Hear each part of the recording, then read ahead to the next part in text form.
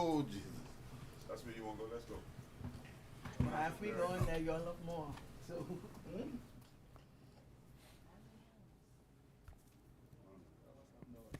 let us come and pray first. So, in Jesus.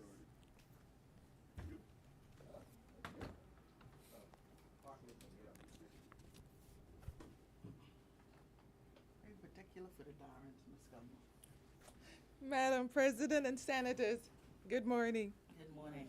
As you continue in your deliberations and presentations, it is imperative for each of you to determine where do I place priority, where is my focus required in the budget vision for our country. What role must I play so that the vision can be implemented? Proverbs 21 and a part of verse 5 states, good planning and hard work lead to prosperity. Implementation requires knowing what must take priority and what must come first. It will require knowing where to place your emphasis and how to mobilize the team assigned to you. It will require toning out the persons who have their own agenda and doing what is right for all. It will require keeping the big vision before you and remembering how your contribution fits into the whole. Vance Havner said, the vision must be followed by the venture. It is not enough to stair up the steps. We must step up the stairs. Philippians 4 and 13 states, I can do all things through him who strengthens me. Secondly, implementation requires buy-in, according to John Maxwell. How do we get others to understand and accept the vision? I want to encourage all of you to make your mind on how do I impart this vision to others. You see, a vision is not something leaders can accomplish by themselves. There is a need for others, your team, to assist in this process. As you move forward, I encourage each of you to be persons of prayer and ask God to grow and equip you for your present and future task. I want to encourage you to know yourself, your strengths and weaknesses, so that you can grow in your leadership ability and character. And I want you to cultivate wisdom and discernment so that you will know how to work with others and which persons are not good for the vision or the team. I encourage you to do your part to cultivate and empower persons that have been assigned to you. Proverbs 14 and 28 from the Message states, the mark of a good leader is loyal followers. Leadership is nothing without a following. Someone has said, inspire greatness and your team will rise to the occasion. And thirdly, remember everything you do becomes a part of your legacy. Isn't it amazing that you could do 100 good things and it will appear that no one is noticing? But one mistake and it will be magnified on social media. As senators and leaders, always remember the importance of your legacy. One day you will no longer serve these hallowed halls, but your contributions, decisions, and actions will be left behind as your contribution to our beloved country.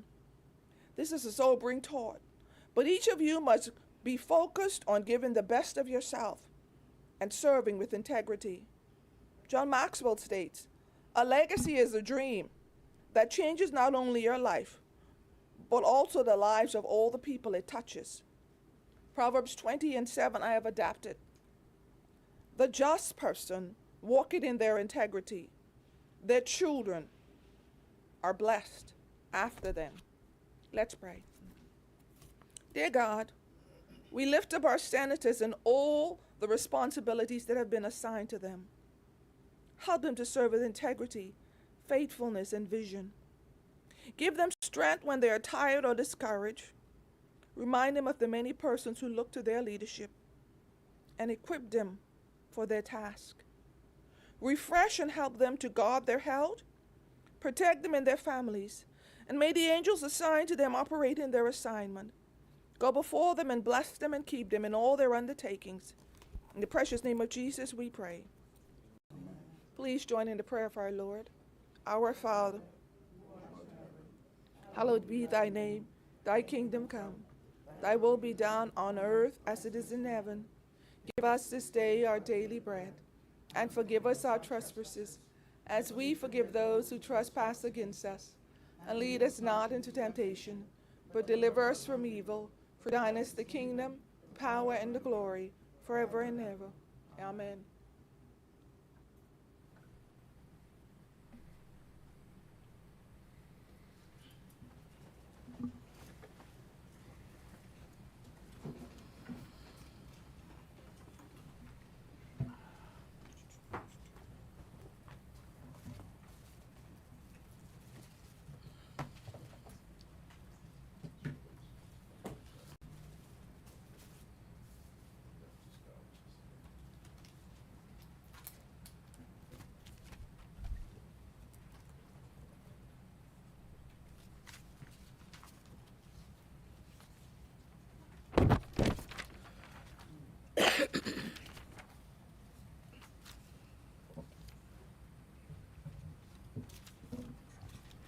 Good morning, Senators. Good morning. Today is the 20th of June, 2024 morning session. When the Senate was suspended yesterday, we were debating a bill for an act for the appropriation of diverse sums of money for and towards defraying the expenses of the government of the Commonwealth of the Bahamas on the revenue account for the financial year commencing the 1st of July 2024 and ending the 30th of June 2025. I presume that we are now ready to proceed. Yes, ma'am. As many? The chair recognizes Senator the Honorable Ryan Pinder. Thank you, Madam President. Today I stand in support of the 2024-2025 budget and the presentation delivered. The state of the country is good. The economic rebound since we came to office in September of 2021 has been nothing short of transformational. The country we live in today, with the economic prosperity that we are experiencing, is a complete reversal from the chaos and the mismanagement that existed when we came to office. Bahamians should recall that in September of 2021, we were still under curfew imposed on us by the former F&M administration. The economy was stunted, unemployment was high, and Bahamians were frustrated. In fact, upon coming to office, the unemployment rate was 17.6%. Almost 1 in 5 Bahamians were out of work. Less than 3 years ago, 1 in 5 Bahamians were out of work. Today, the unemployment rate is the lowest it's been since 2008, standing at 8.8%. Madam President, that is what changing the status quo is all about.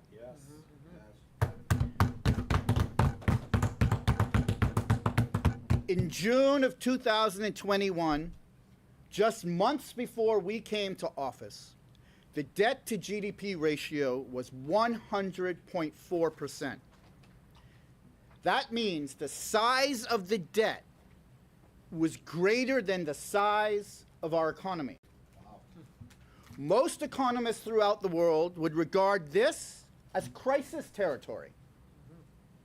And maybe that's why the former Prime Minister said there were headwinds ahead, so he had to call his snap election. Because he had put the country in crisis territory. Since coming to office, the brave Davis administration, in less than 3 years, has reduced the debt GDP to 79.9%. This is a significant achievement. Madam President, this is what we call changing the status quo. The status quo under the F&M administration were curfews, lockdowns, travel visas, emergency orders, the coconut man getting locked up. That was the status quo under the F&M administration. We changed the status quo on coming to office, and look where the country is in just 3 short years.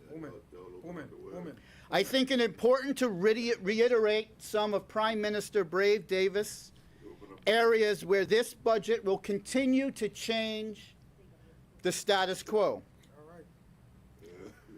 We are challenging the status quo in the energy sector.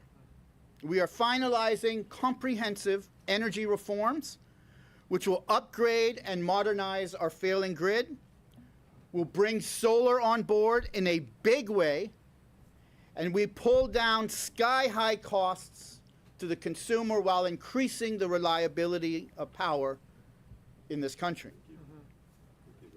Madam President, we are also challenging the status quo in healthcare, building not just one hospital, but two hospitals. Two different islands. One in New Providence and one in Grand Bahama. And we're renovating clinics and procuring ambulance throughout our family of islands, Madam President. We are challenging the status quo in Grand Bahama. We are challenging the status quo in labor relations. We have signed, Madam President, 30 labor agreements in 30 months. After none had been signed, none. Not a single one was signed in 4 years prior. Not a single one. Madam President, we are challenging the status quo on unregulated communities.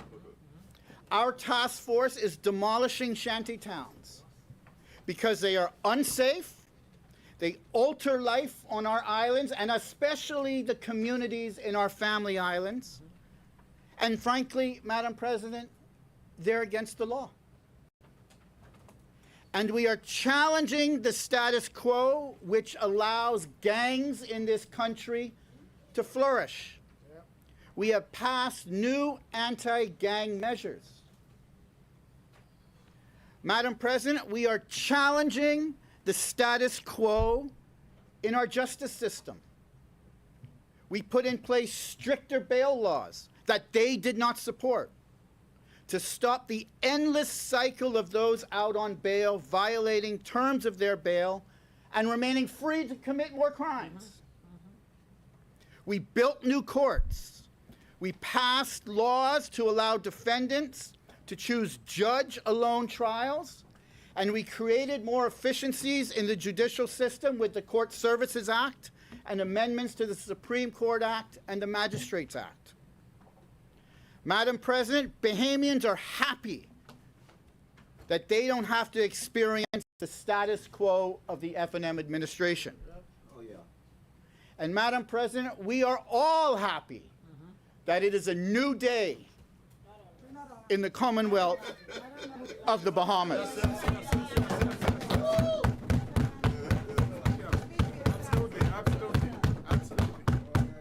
All happy. Madam President, with respect to improved fiscal performance, the poor decisions of the former F&M administration created an economic crisis that we inherited. It is our job to chart the path towards fiscal responsibility. That's our job. When we came to office, Madam President, the fiscal situation of the country was bleak. The deficit in the country was 13.1% of GDP. That means 13.1% of the economy had to be borrowed just to meet the bills. That's an exorbitant deficit of any country, especially one like the Bahamas. This astronomical deficit reflected the true state of affairs of the finances of the country at the time. We have changed this status quo, Madam President, in a major, major way in just under 3 years. Since coming to office less than 3 years ago, we've knocked more than $1 billion off of our deficit. I'm going to say it again. Please. Let me repeat that, because it's so at odds with what the critics on the other side like to misrepresent. What's that amount again? Our responsible fiscal management rescued the country from crisis and knocked more than $1 billion off of our deficit. $1 billion. Madam President, the deficit last year was reduced to around 4% of GDP, down from 13.1% when we came to office. 13.1 to 4. The deficit this year is projected to be around 1% of GDP, a further reduction from last year. We have changed the status quo, reducing the deficit from an astronomical 13.1% of GDP to an astonishing good place at 1% of GDP in less than 3 years. Numbers don't lie. And we are on our way towards a balanced budget in the foreseeable time. Oh, man. Madam President, let's take it from experts. According to international monetary agencies, the improvement from last year is significant. If the improvement, and that's how they defined it, that's a quote. If they define the improvement from 4% to 1% deficit as significant, my good friend, how do you describe a reduction from 13.1% to 1%? If going from 4 to 1 is significant by the international experts, And in how many years? in less than 3 years, how do you characterize going from 13.1 to 1? Wow. Inheriting a train wreck. And now we are in fiscal stability. Madam President, our economy continues to grow. The recently released GDP estimates by the Bahamas National Statistics Institute indicate a real GDP growth was on order of 2.6% in 2023. While the GDP in nominal terms, so the nominal growth, so that's without inflation, that's the true growth of your country, increased by 9.2%. That incredible growth is higher than forecasted. Nominal growth is the metric that matters. Madam President, we know tourism is the driver of the economy and the growth that we experience in our country. We know this. It has been acknowledged by international monetary agencies that the significant increase in our tourism industry has resulted in a growth bottleneck. We don't have the necessary hotel room inventory to sustain the above average growth that the country's been experiencing. There is a bottleneck. In other words, the assumption is if you had unlimited amount of hotel rooms, the growth would continue at an exponential rate. Madam President, there is nothing flawed in our country's fundamentals. Nothing flawed. We look forward to the additional capacity that $7.2 billion in approved investments are going to bring to our tourism industry. $7.2 billion of approved investments in this country is going to release the bottleneck of hotel rooms and cause the growth trajectory of this country to continue to increase at a substantial rate. Ready approved. Ready approved. Facts. Those are facts. Those are facts. Those are what international monetary agencies tell us. We're not making this up. This is what they tell us. They applaud our policies. They applaud our strategy. They applaud the reduction in the deficit. They applaud the economic growth of this country. They applauded us too. Don't lie. Then we put instituted curfews and fed people.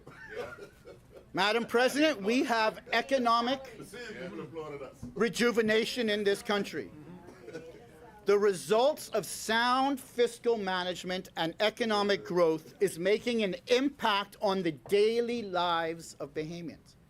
Let's talk about the daily lives of Bahamians, because that's where it matters. Of course, I feel it, can feel it. Household consumption saw an 8% rise, an 8% increase in 2023 compared to the previous year. Household consumption levels reflect the spending behavior of households.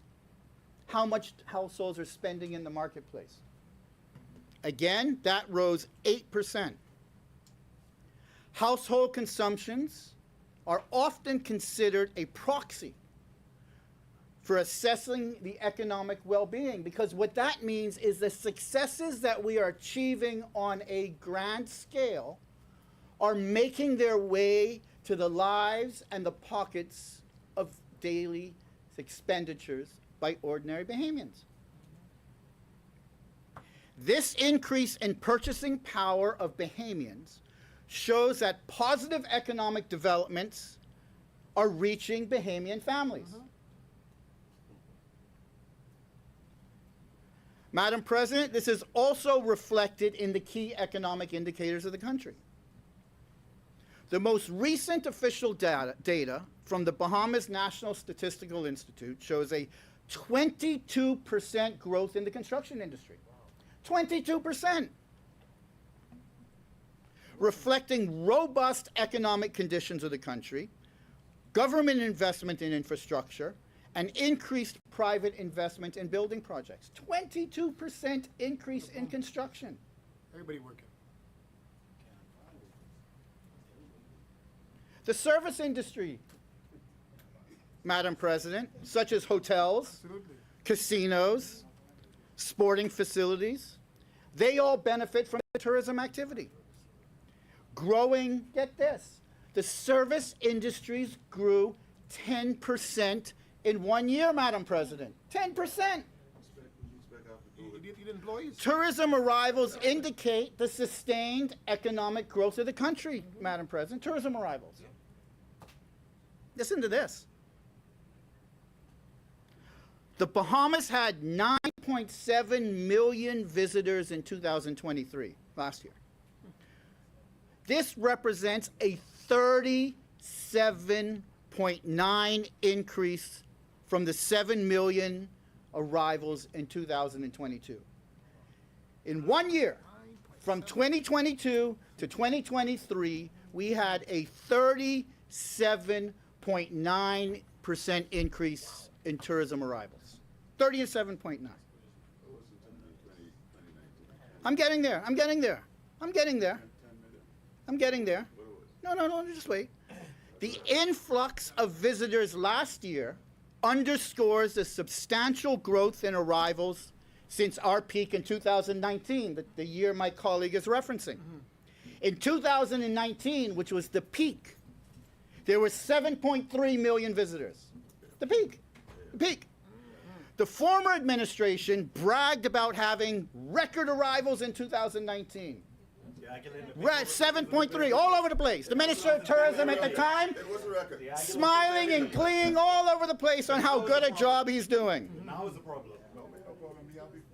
The former administration bragged about these record arrivals in 2019, and I remember seeing the glee on their faces. Oh, I'm very happy about that. Well, Madam President, let's look at the numbers. Remember, the peak in 2019 was 7.3 million visitors. Tourist arrivals in 2023 were 33% higher than in 2019. 33%, a whole third. We must be doing something right. And we ain't doing nothing right.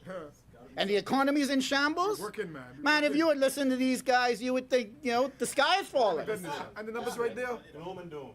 Madam President, we have changed the status quo in tourism, evidenced by the objective numbers that are there. Numbers right there. Numbers right there. Numbers don't. And Madam President, 2024 is looking even better. Yes, sir. Yes, sir. Looking even better. Yes, absolutely. You mean the draft estimate numbers? Y'all calculated it? Madam President, Madam President, She knows what a budget is. this economic growth, I'll take that phrase from you. Intellectually dishonest. this economic growth isn't only enjoyed by the hotel industry. Estimate. Ronnie, you would know this. Data provided by Airbnb confirmed that at the end of March 2024, just a couple months ago, total room nights sold increased by 16.7% from the previous year. 1 year growth in Airbnb numbers. 16.7% growth. Taxing it. So we 16.7. Not any luck. And you know what? That's Bahamians with Airbnb properties experiencing the growth in the tourism sector themselves. For too long, Madam President, we have complained about the big hotels enjoying the benefits of our tourism sector. Well, that status quo has changed. Gone. And we see the increase in Airbnb numbers year over year directly affecting the lives of Bahamians. Yes. The economic state of affairs of the Bahamas is good. In fact, Madam President, it's very good. Thank you very much. And the statistics we see today demonstrates the change in the status quo that this budget represents, and frankly, that the New Day administration is proving to the citizens of the Commonwealth of the Bahamas. Numbers tell the tale, Ronnie. You're absolutely right. Ronnie's you're speaking truth, my friend. Numbers for the You deal. always talk to do though. You always talk to regular baby. Madam President, Yeah. as the Attorney General, and with the ministerial responsibility for preparing the laws that we debate in this and the other place, it is my responsibility, Madam President, to discuss and lay out the legislation that makes up the 2023-2024 budget.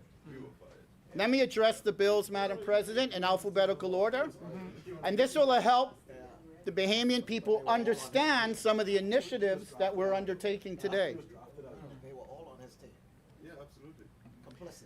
Madam President, the Agriculture Manufacturers Amendment Bill. Silence is complicity. This inserts a definition of machinery People who give us which allows replacement parts for machines to benefit from custom duties exemptions. certificates and check this. You ain't saying nothing but that. Madam President, this will provide the much needed, man, you throw rocket car, you throw rock, the dog bark, he must have get hit. He must have get hit. Can't stop. He can't stop. The whole time while they Oh, you don't sit down and listen. You might learn something. Silence is complicity. You ain't making no sense. That's Why you don't listen? You ain't making no sense. Why you don't listen, man? He was on the team of the competent authority. The argument is Of circular. course, he was the Minister of Foreign Affairs. He was a senior member that put us in the financial crisis that this country experienced, making the decisions in the cabinet office. And oh yeah, Mr. Pintard was there as well. Yes. Sure, he was Members of that cabinet that put us in this place. Members of the cabinet that put the country in this place. Point of order. There's no point of order here. There's no point of order here. Point of order. The's no point of order here. I'm going to Yeah. continue, Madam President.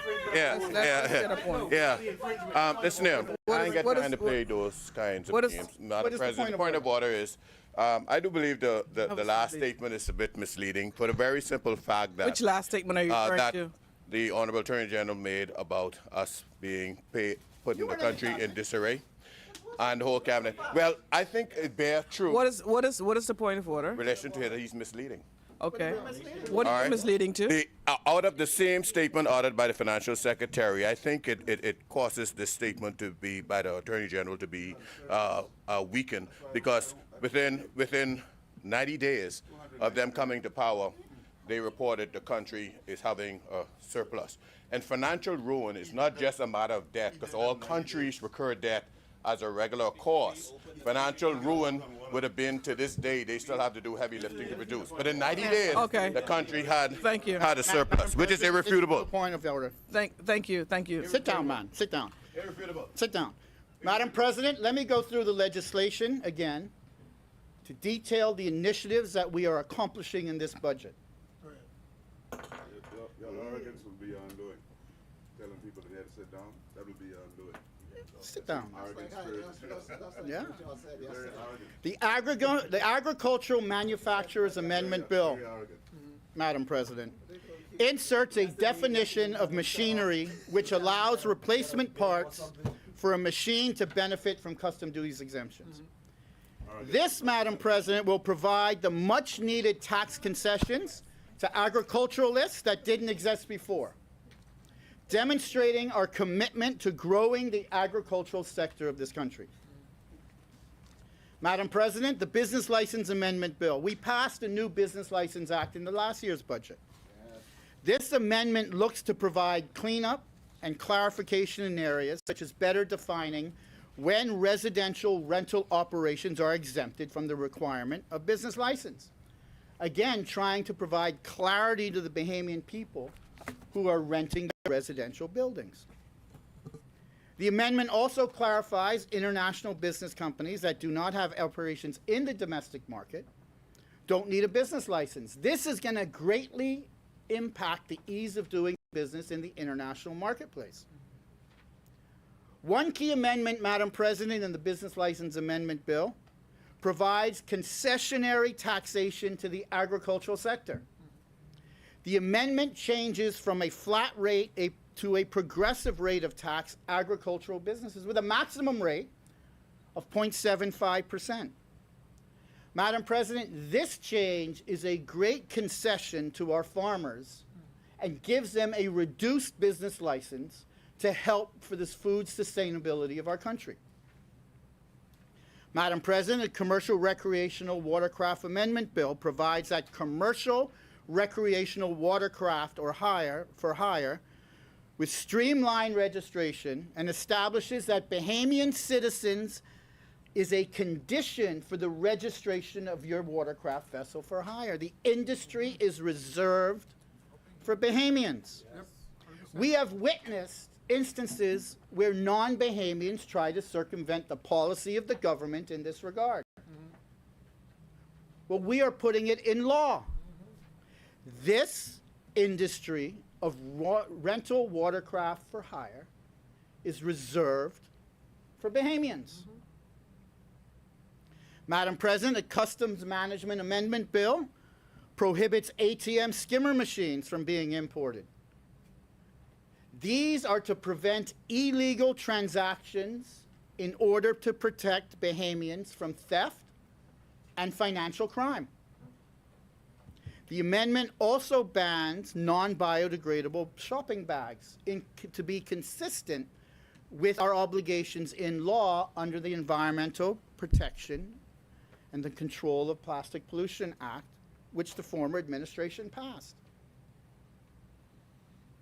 Madam President, the Excise Amendment Bill allows taxi cabs, livery cars, and omnibus owners, jitney owners, to be able to purchase used motor vehicles when those vehicles are 5 years old or less. This provides, and you can speak to this, you spoke to this, my friend, greater flexibility for our taxi and jitney drivers and livery owners, and supports the upgrade of the respective fleets across the country. Absolutely. Upgrade. Madam President, the Immigration Amendment Bill. This amends the permanent residence regime to provide that any person who has made an investment of $1 million in real estate or who is invested in a zero-coupon bond issued by the central bank for a minimum of 10 years is eligible for permanent residency. This is an important amendment because it allows flexibility of investment while also giving the option for zero-interest loans. That means that the Bahamian government, through the central bank, will be able to borrow at 0%. 0%. 0%. This also raises the threshold for investment to $1 million from $750,000. Madam President, one of my favorite pieces of legislation in this budget exercise, and it goes back to when I was responsible as Minister of Financial Services and Trade for Industry, is the Industries Encouragement Amendment Bill. Because this addresses something that I heard manufacturers complain about all that time. This is an important amendment to provide tangible assistance to manufacturers in the country. The amendment ensures replacement machine parts are exempt from the payment of customs duties. So when you have to fix your manufacturing machines, they're now duty-free. And removes, this is an important one, Madam President, it removes the requirement for a bond and surety over the machines and the goods. So for those who aren't in the manufacturing industry, manufacturers would have to buy a bond to cover the duty on the machines they brought in duty-free. This bond was expensive. It was difficult to get because not all financial institutions are issue bonds. And you are a small business, it was dependent on your credit ability. So it was a barrier to entry into manufacturing and industry, Madam President. Well, we've eliminated that barrier. No more bond is required. The ease of doing business in the manufacturing sector in this country just got exponentially better and cheaper to enter. We have lowered those barriers of entry. Madam President, the International Persons Landholding Amendment Bill. This provides an enforcement regime to ensure taxes are paid on the transfer of real estate. Madam President, we've seen, the numbers don't lie, we have seen tax revenue from the transfer of real estate plummet. While we've also seen the number of transactions in the country increase. Real estate lawyers like my friend down here, Mr. Pickstock, can tell you that the real estate market is strong in this country, yet the tax revenues are down. So we've had to put greater enforcement provisions to ensure that the government is getting its fair share.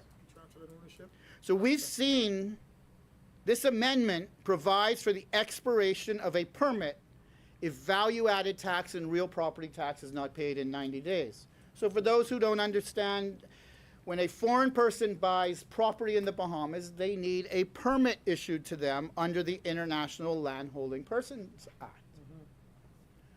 Well, they would get that permit, close the transaction, not file their conveyance, not register, not pay the tax.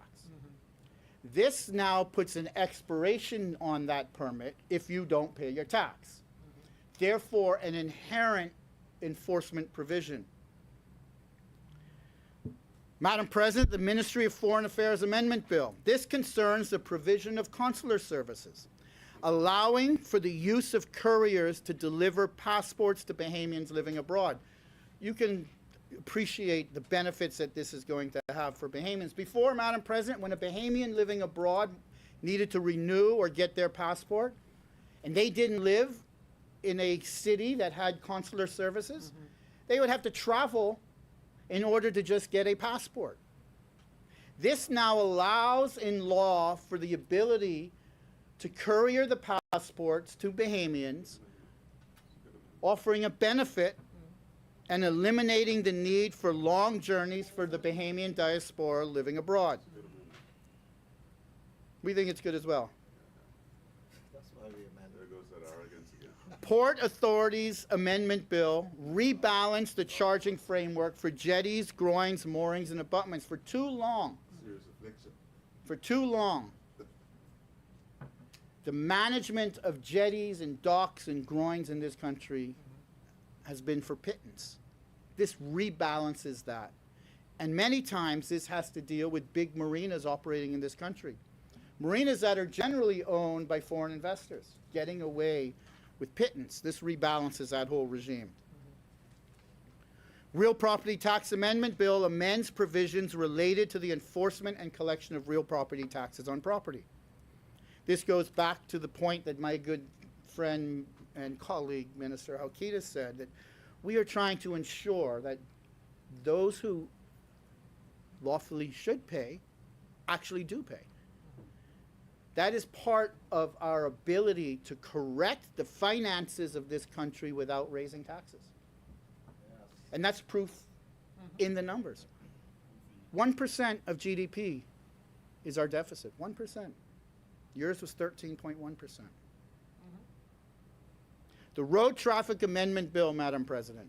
This bill provides that automotive insurance cannot be canceled by the insurance company with less than 6 months on the policy. This is to prevent the problem of having uninsured motorists on the road. How many times have your vehicles gotten in an accident and the person has no insurance? Can't even count. Can't even count. What does that cost your business? Oh, Jesus. Can't even add it up. Plenty money. Plenty money. The amendment also allows police to impound those vehicles who don't have insurance. There has to be teeth in the law. And the amendment also requires, Madam President, a term of 6 months of insurance in order to register your vehicle. So you must have 6 months on your insurance to register, and the insurance company cannot cancel if you have less than 6 months on your insurance policy. The safety of Bahamians on the road is an important issue. Madam President, the stamp bill is a repeal and replacement of the Stamp Act in order to clean up certain provisions and incorporate years of amendments into a single bill.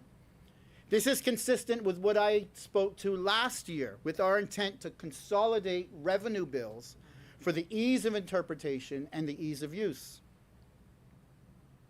The Value-Added Tax Amendment Bill, Madam President, this sets out a number of reforms intended to ensure compliance with our VAT laws when it comes to real property and the transfer of real property again.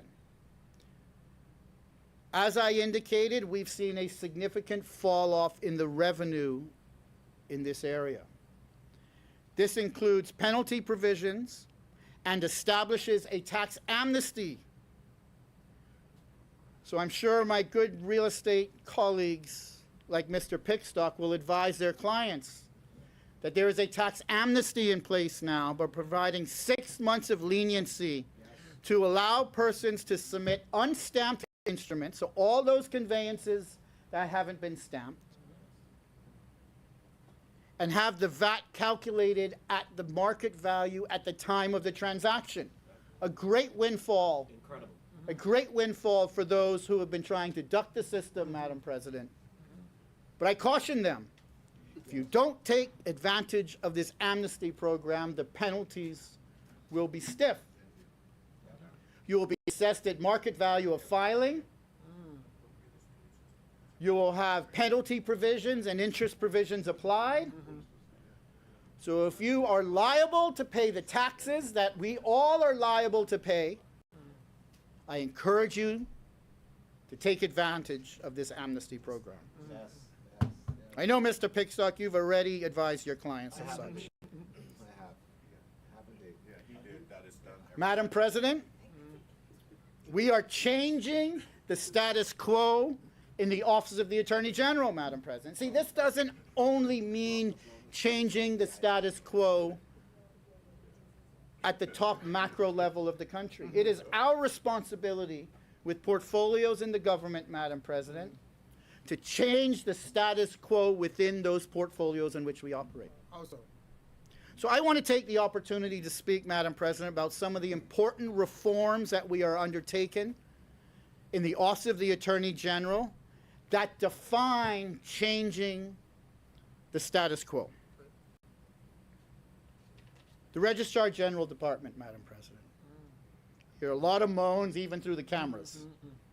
Because the status quo of the Registrar General Department and the registries in the Bahamas are long delays in service, systems that don't work properly, and inefficiencies that severely constrain the ease of doing business in this country. That's the status quo. I don't blame you. That's been the status quo for decades. That's a fact. That is a fact. It's been a status quo for decades. Madam President, we are about to change this status quo and bring fundamental reforms to the registries of the Bahamas. Listen. Listen. On Friday of this week, Tomorrow? Tomorrow? on Friday of this week, Mr. Henfield, Senator Henfield, that is tomorrow. Tomorrow. And you should come. The Registrar General will officially launch its new Corporate Administrative Registry Services, what we call CARS. CARS is a fully digital corporate registry platform that allows the user to incorporate a new company, file company documents, pay annual fees, obtain certified copies of company documents, all from the comfort of their home or their office without having to physically go to the Registrar General's department. The launch is tomorrow night, 6 o'clock, Bahamas. My good friend, you're invited. You're invited. Well, he can spend money. He can spend another body. Improvement. For the past few months, a few financial and corporate service providers have been participating in a pilot testing of the new platform to ensure the consumer experience is satisfactory. Again, CARS will officially launch tomorrow, June 21st. This is a culmination, Madam President, of years of work in development, years of work in data integrity projects, and data migration. We truly believe that this will turn the status quo upside down when it comes to the company registry of the country. I want to thank and congratulate the Registrar General, Camille Gomez-Jones, for her dedication and desire to get this project over the finish line, at times in very, very difficult circumstances, including the passing of her father.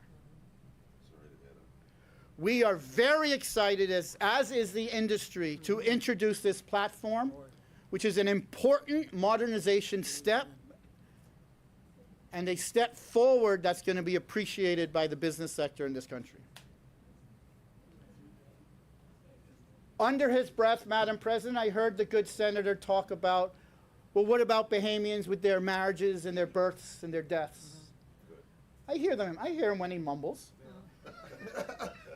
Madam President, following the launch of CARS, the Registrar General will immediately begin the digitization side of the civil registry, which will include a fully digitized civil registry services platform that allows users to obtain certified copies of birth, death, and marriage records,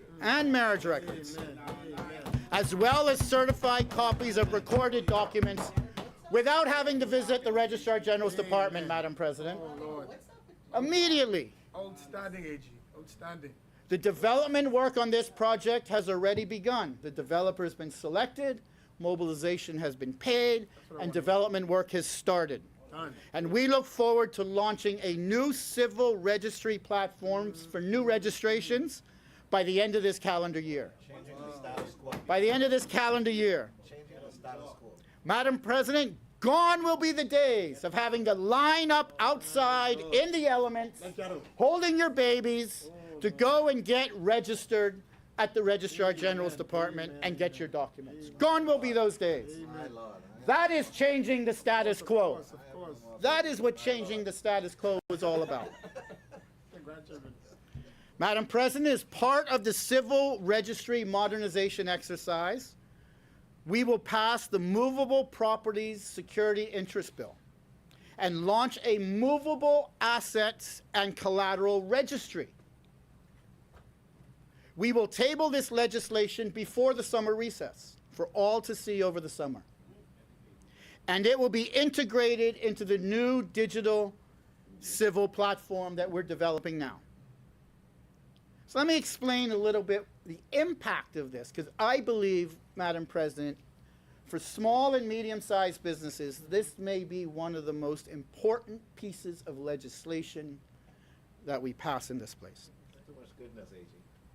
The Movable Asset Collateral Registry will revolutionize access to capital for small and medium-sized businesses, unlocking the entrepreneurial success for Bahamians.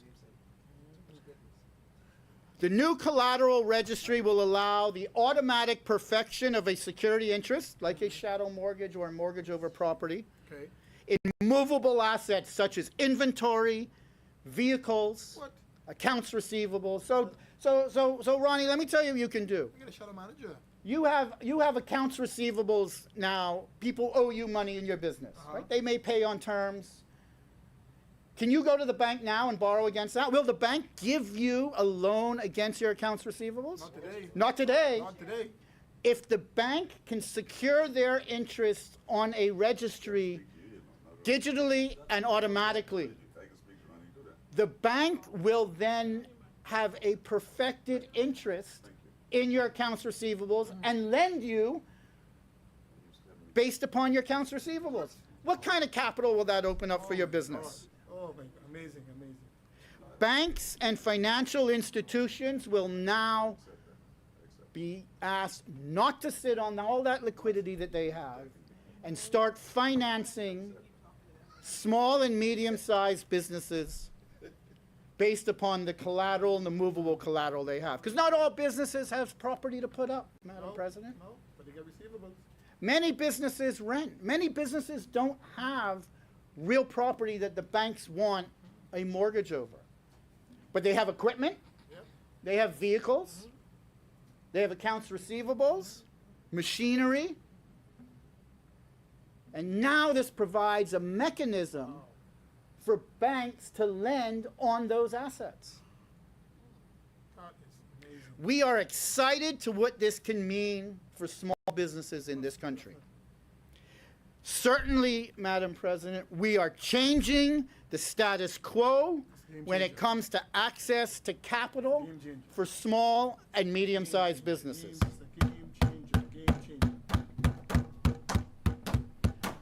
Madam President, we will, in the coming months, pass legislation that will split the Registrar General into a registry of companies and a registry of records.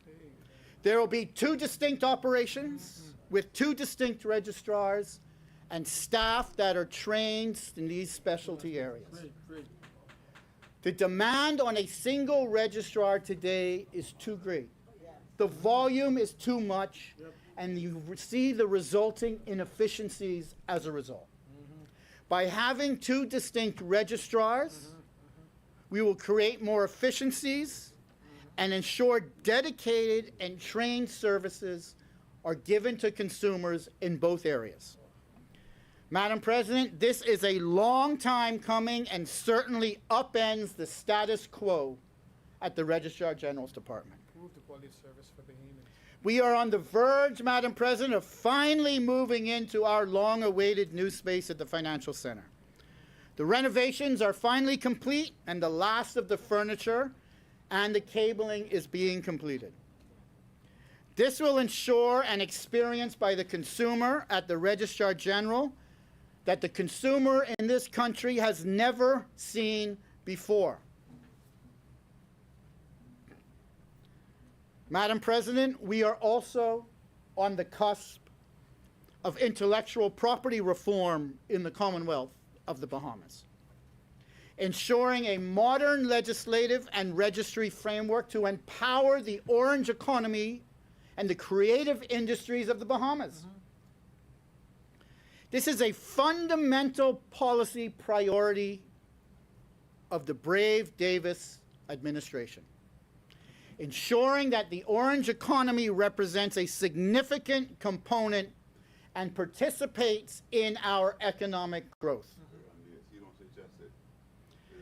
Madam President, next month we will pass a suite of legislative amendments to enhance our intellectual property rights in our jurisdiction. The new legislation and regulations will provide increased protection for trademarks, copyrights, patents, geographic indicators, and industrial designs. We have concluded our public consultation. I'm thankful for everybody who participated and provided comments. On the proposed legislative framework, we received comments from the general public, from the IP section of the bar, as well as detailed comments from the World Intellectual Property Organization of the United Nations. Madam President, the legislation will create a new intellectual property office, which will be responsible for a standalone digital IP registry and IP registrar. Thus, the responsibility of managing intellectual property in the Bahamas will be removed from the Registrar General's office and put in a dedicated IP office to manage the registry and industrial development. The IP office will be located in the Office of the Attorney General. This is a model adopted by many of our regional colleagues and has proven a success. Madam President, WIPO has also committed to provide a technical consultant and give general expert advice on the establishment of the office, as well as incorporating the IP regime into the creative industries of the Bahamas. Madam President, I want you to pay attention to this. It's important. On the launch of the IP office, we will also launch, with the partnership of WIPO, a special project on IP and Junkanoo. This will provide focused consultation and a project plan to leverage all of the creative aspects of Junkanoo, to protect their interests, but also to create additional worldwide opportunities for economic benefit of our national festival, Madam President. Imagine the unique sounds of the goatskin drum and the cowbells that are now protected under international law, so when used in other fora, there are actual royalties that are paid to the creators, to the creative designs, to the actual performance, all used in movies, TV shows, and internationally are now lawfully protected, not only in the Bahamas, but because of the treaties we will sign and our cooperation with WIPO, protected around the world. So we will have a concerted effort and project with respect to IP and Junkanoo.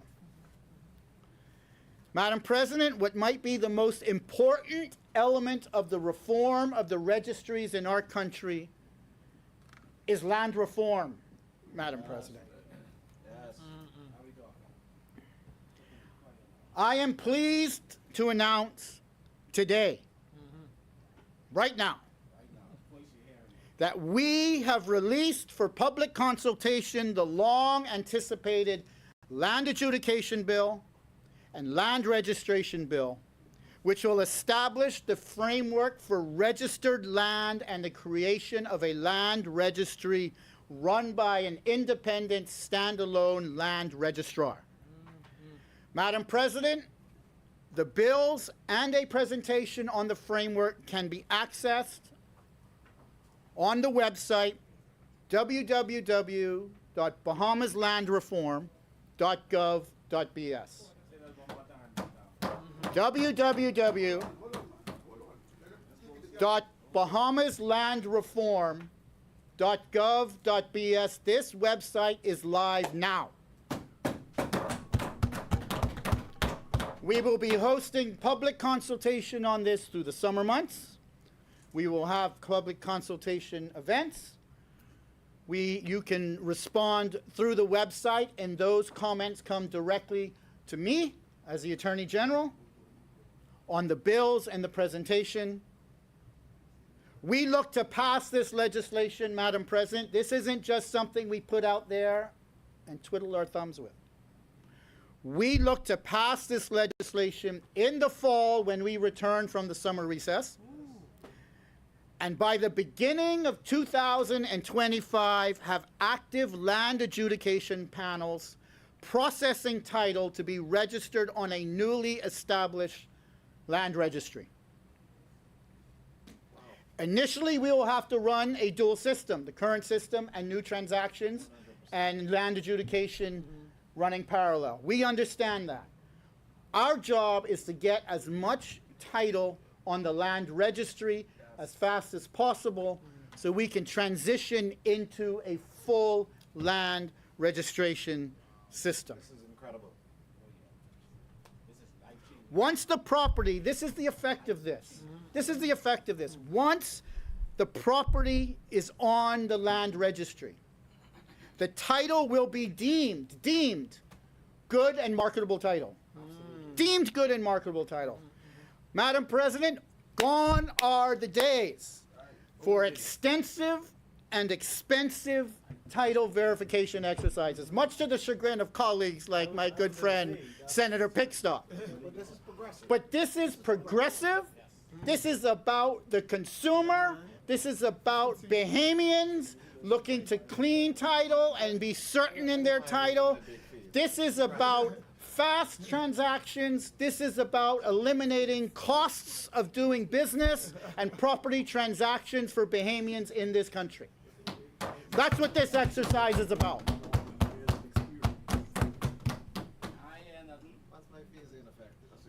This is one of the most progressive activities we can do for the ease of doing business and the proper registries in this country, Madam President.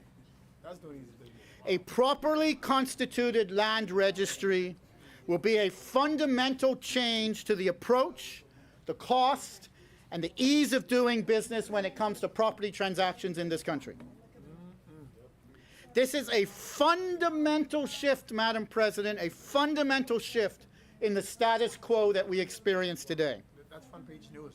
This is a revolutionary change that will be felt by all Bahamians and lift the country, Madam President. As they say, and as my good friend across from me would appreciate, all boats float in a rising tide. Yes. All boats float in a rising tide. And this singular reform, this singular abolishment of the status quo will rise all boats in this country, Madam President. So yes, Madam President, that is 4 registries with 4 registrars in 4 distinct areas, Madam President. The status quo will be upended. These are all fundamental changes that will affect all Bahamians personally and professionally, Madam President. These reforms will contribute to the development of the country, to the development of the economy, and the development for Bahamians at large. Personally and professionally.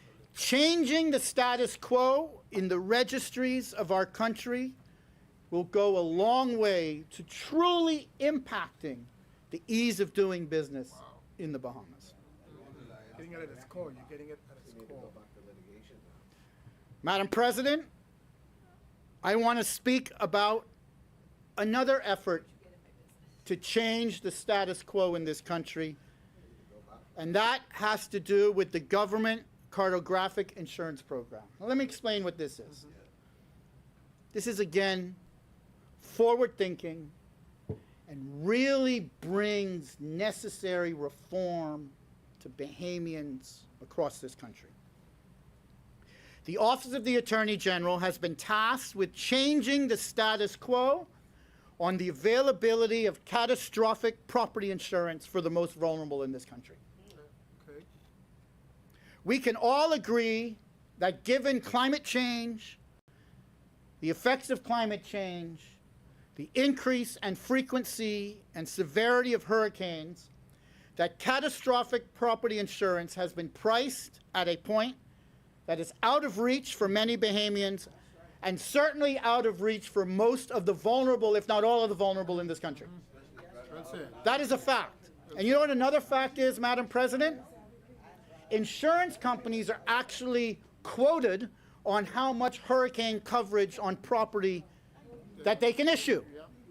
So even if you can't afford it and you're late to the game in getting it, you may not be able to get hurricane coverage in this country. That's a fact. It happened to me. It's a fact. The government of the Bahamas, Madam President, is pleased to announce a collaborative initiative with the private sector stakeholders in the insurance industry to address this important protection gap in our country. This initiative is being developed in partnership with the Bahamas Insurance Association and a global insurance leader and the government and aims to provide vital insurance solutions, particularly for the most vulnerable, uninsured population in the wake of natural disasters in our country.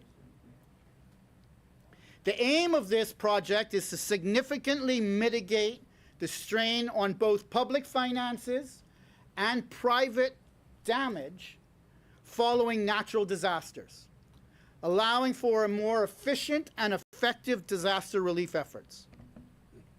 The government, in collaboration with local private sector partners, has been engaging in discussions, actuarial studies, and framing out a proper insurance product to expedite the development and rollout of a new parametric insurance product in the Bahamas.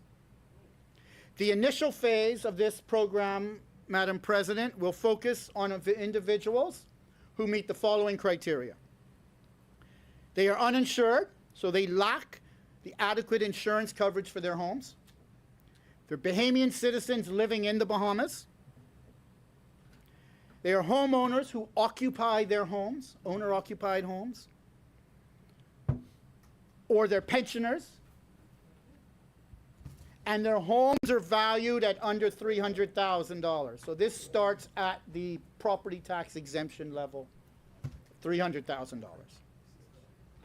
Additionally, Madam President, the program will extend coverage to registered farmers and registered fishermen, recognizing the need to ensure that we build resilience in those two sectors as we move to strengthen our food security. We regard fishers and farmers as a vulnerable class with respect to insurance coverage for hurricane damage. Are you able to insure your crop? Not in this country. So if a hurricane comes and wipes out your crop, you're done. You are a vulnerable class. Now banks will look at farmers and fishers for loans. They will extend loans and capital to farmers and fishers if they know they have insurance coverage for this purpose. The parametric nature of the insurance policy will ensure prompt and efficient payouts upon the occurrence of specific natural events, streamlining the recovery process. So let me tell you what that means in essence. So let's say you are a farmer living in North Eleuthera,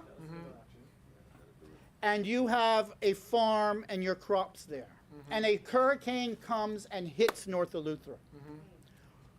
We know that you are a vulnerable class, you're a farmer. We know that you live in an affected area, North Eleuthera, and therefore a payout will be done immediately. Immediately. That's the nature of what parametric insurance is. And so that's how this framework is supposed to operate. We hope that we will be able to launch this insurance product this calendar year. This calendar year. We propose to have a private sector component of the management and administration of this program, and we are also considering establishing an independent insurance company to offer this product. Because what we would like to do is see this as a model for the region and have this program that originates in the Bahamas, is formed in the Bahamas, is capitalized in the Bahamas, is operated in the Bahamas, be a product that is distributed through the entire Caribbean region that is effective. That's the goal. That's the goal. A memorandum of understanding is expected to be signed shortly, outlining the key terms and commitments of the participating parties. The private sector is involved in this. The government is committing to finalize the concept and determining the optimal funding model for this program to ensure its sustainability and its effectiveness. Madam President, this initiative represents a significant stride towards building a more resilient and a more protected Bahamas. By working collaboratively with the private sector, the government aims to create a robust insurance framework that safeguards the vulnerable population of the country and strengthens the nation's resilience to future challenges. Madam President, we are working hard to upend the status quo in this country. It's ended, AG. We are changing the approach to move forward in this country. That is what we were elected to do. That is what we are doing. Done. And I might say we are only halfway through. My goodness. Imagine what's to come in the next 2.5 my goodness, years, my Madam goodness. President. Imagine what's to come. Boy. Madam President, we are changing the status quo when it comes to criminal justice reform. The government, under the leadership of Prime Minister Philip Brave Davis, has changed the status quo when it comes to criminal justice reform, ensuring that the law, infrastructure, and the approach to crime prevention and enforcement is reformed in this country. We have changed the status quo on penalties and offenses such as the Anti-Gang Act. We have changed the status quo when it comes to the granting of bail. We have changed the status quo on the functions of the judiciary with the amendments to the Supreme Court Act, the Magistrates Act, and the passage of the Court Services Act, which is to come in force on July 1 of this year. We have changed the status quo on how trials are conducted with the passage of the Trial by Jury Alone Miscellaneous Provisions Act and the Supreme Court Amendment Act that establishes the requirement for pretrial evidentiary hearings and submissions.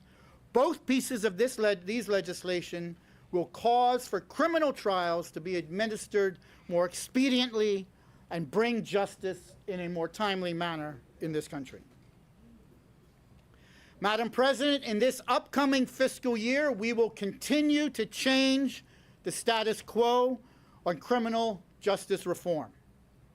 We will table in the coming weeks a new firearms bill, which will repeal and replace the current Firearms Act, incorporating stiffer penalties for firearms crimes and incorporating an approach that criminalizes current approaches to firearms trafficking, such as ghost guns, and trafficking in gun components. Madam President, we are also launching this fiscal year a legislative reform project on a full review of the Penal Code.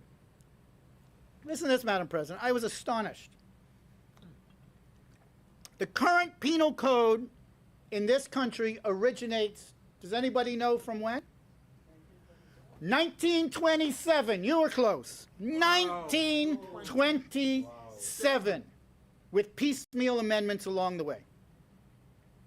We think it appropriate to do a comprehensive review and reform of the Penal Code to bring to Parliament a brand new, modern penal code that addresses the criminal framework of this country today. Not in 1927, today. This is certainly a change to the status quo of criminal justice reform in this country. What about matrimonial? In this country. 1879. Madam President, energy reform, an area that the Office of the Attorney General has been intimately involved in. Madam President, as we have discussed, we are fundamentally changing the status quo in this country when it comes to energy.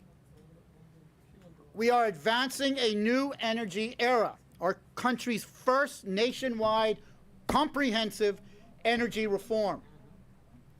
Our priorities in our reform include lowering the price to families and businesses, a more reliable electricity supply, a more resilient system during storms, job and pension security for Bahamian workers, new job training and opportunities for Bahamians in the field, Bahamian partnerships in solar energy, and cleaner energy to replace the dirtier, more expensive fuels that are the status quo of BPL generation today. Madam President, we are taking these reforms and changing the status quo because we are in an energy crisis, Madam President. Key parts of our outdated electricity grid are on the verge of collapse. Not only is the grid made up of aged equipment, but our current grid is unable to accept renewable energies and can only accept more expensive, heavy fuel-generated electricity. Furthermore, inefficiencies and leakages from the grid currently cost BPL tens of millions of dollars a year, which ultimately costs the Bahamian consumer an extra $10 to $20 million a year. Madam President, not only is our grid in a state of crisis, but so is our generation in this country. I mean, we have to face the reality of what the crisis looks like when it comes to energy in this country. Yeah. BPL currently rents 40% of its peak load generation. 40% is rented from third parties. Renting is expensive. Renting cannot be recovered in the bill, so it is a sunk cost to BPL, which means it causes the rates to be higher because that sunk cost has to be recovered. With the current generation of BPL, electricity supply is too unreliable and power outages are too frequent. 60% of BPL's generation in New Providence and 80% of BPL's generation in the Family Islands need replacing over the next 5 years. The fact is, BPL has $500 million in legacy debt and requires an additional $500 million to acquire new generation and to upgrade its transmission and distribution system. That's a fact. So, Madam President, we are changing the status quo with energy reform in this country because we are in a crisis. We are in a crisis. And we are changing the status quo in 4 distinct areas. 4 distinct areas. So let me explain. New generation in Nassau, Madam President. BPL currently has 113 megawatts of rental generation. As I said, that equates to 40% of the peak load for BPL at a cost of $30 million a year, and that's just Nassau. That's just Nassau. 113 megawatts of rental generation. That's generation that BPL is not involved in. A significant amount of BPL's generation, as I said, is reaching its useful life. To purchase sufficient generation just for Nassau to cover the rental and the shortfall is in excess of $211 million. Purchase. That's the purchase price. That's what they need just to purchase new engines. That's just Nassau, and that's just to cover the rentals and the shortfall that exists. We have 60 megawatts of shortfall. Wow. Given such challenges, BPL is currently negotiating a power purchase agreement to purchase from an independent power producer, an independently licensed power producer by ERCA, 177 megawatts of power. Let me be clear. This is at no capital expenditure to the government and no capital expenditure to BPL. So we are working again on a power purchase agreement to purchase power equal to 177 megawatts of LNG, cleaner energy, electricity supplied to BPL. This will replace the rental generation, that is a $30 million cost a year, and provide for generation shortfalls that exist. That's 60 megawatts. I want to be clear, crystal clear here, crystal clear, because we have mischievous people in the room. This replaces generation already being provided by third parties. BPL generation is not being sold, Okay.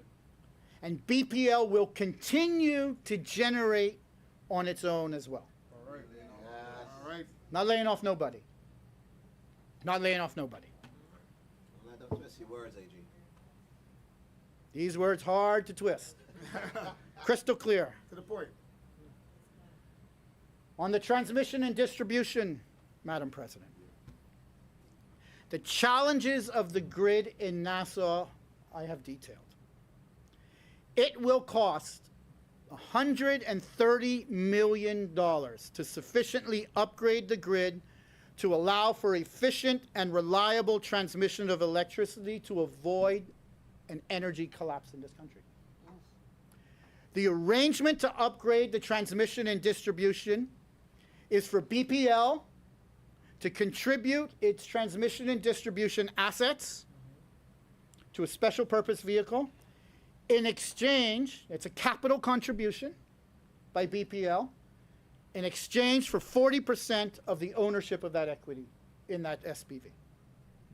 It's not a sale.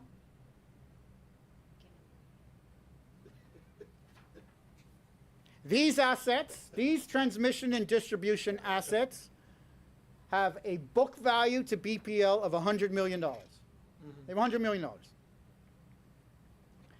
The strategic partner, Island Grid, who is backed by one of the largest transmission and distribution companies in the United States, will contribute as their capital contribution $130 million for 60% of the equity. So the balance sheet is the balance sheet. Value of the assets as an in-kind contribution. The value of the cash is a cash contribution. 130 to 100 is 60-40. The $130 million is then invested in new upgrades to our transmission and distribution system. So the capital contribution of the strategic partner is used to finance the upgrades to the grid. Right back into the business. The value of BPL's interest in the special purpose vehicle, the value of its shares, will increase after the infrastructure upgrade. So this is actually a balance sheet enhancement to BPL. Who owns that grid? The SPV.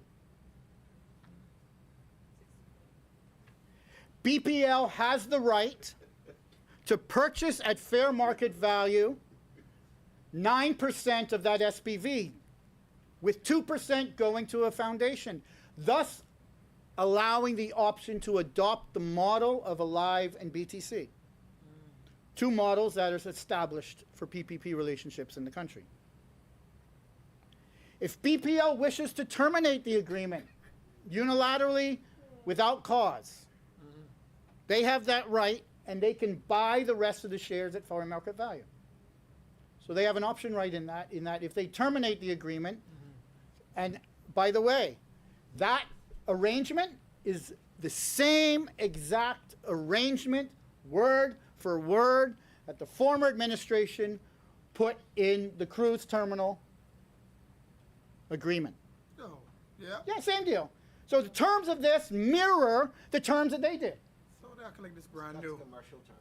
Still commercial terms that are accepted commercial terms in the country. This ain't brand new.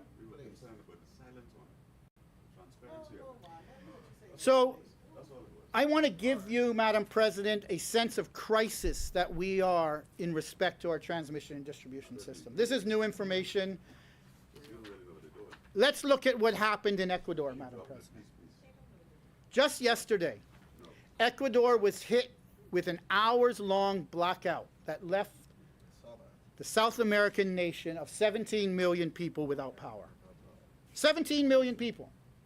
The blackout affected hospitals, homes, subway systems, basic infrastructure in the country. The blackout was caused by maintenance and transmission issues in the country's electrical system. Let me quote the Minister for Public Infrastructure. He says, and I quote, "The outages we had today were due to a lack of investment in maintenance and new electrical transmission and the protection of the electrical transmission infrastructure." 17 million people, Ecuador. Some of our transmission and distribution assets go back to independence, 50 plus years. He further said that they intend to safeguard the infrastructure in both generating power and transmission. Well, that's what we're doing. That's what we're doing. That's exactly what we're doing. The Bahamas, and particularly Nassau, Madam President, are in the exact same place at any time due to the condition of our transmission and distribution system. The entire grid can go down here in Nassau. And there are legitimate questions from the experts whether, if that catastrophic failure happened, would the grid be able to come back up? So imagine our grid has a catastrophic event and goes down. There are legitimate questions due to the age and condition of our grid whether we could bring it back up. So we won't be here sitting 17 hours without power because of our grid. We could be sitting indefinitely without power because of the condition of the grid. We must fix this problem, Madam President, and we must fix it now. Can't be reactive. Those who oppose must want to accept the status quo, Madam President. This New Day government will not accept the status quo. We will upend the status quo and bring relief to energy generation and transmission in this country. Third component is our family islands, Madam President. We need more than $80 million for family island investment generation. The vast majority of the generators need to be replaced. We undertook a comprehensive and fully transparent RFP process for the provision of new electricity generation in key family islands. These independent power producers have been selected, and they will build microgrids and plants in the family islands with at least 30% renewable and solar generation, each majority owned by Bahamians. We are concluding now the necessary legal agreements to bring that into force.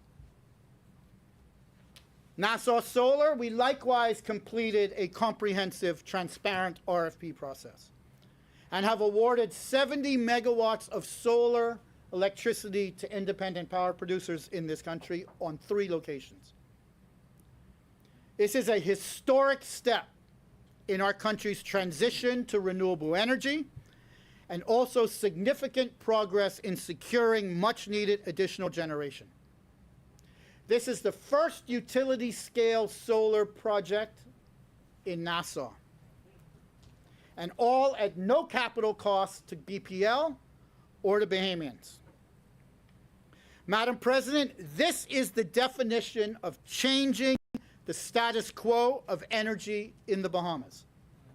This will result in lower cost to consumers, more reliable and efficient and effective energy,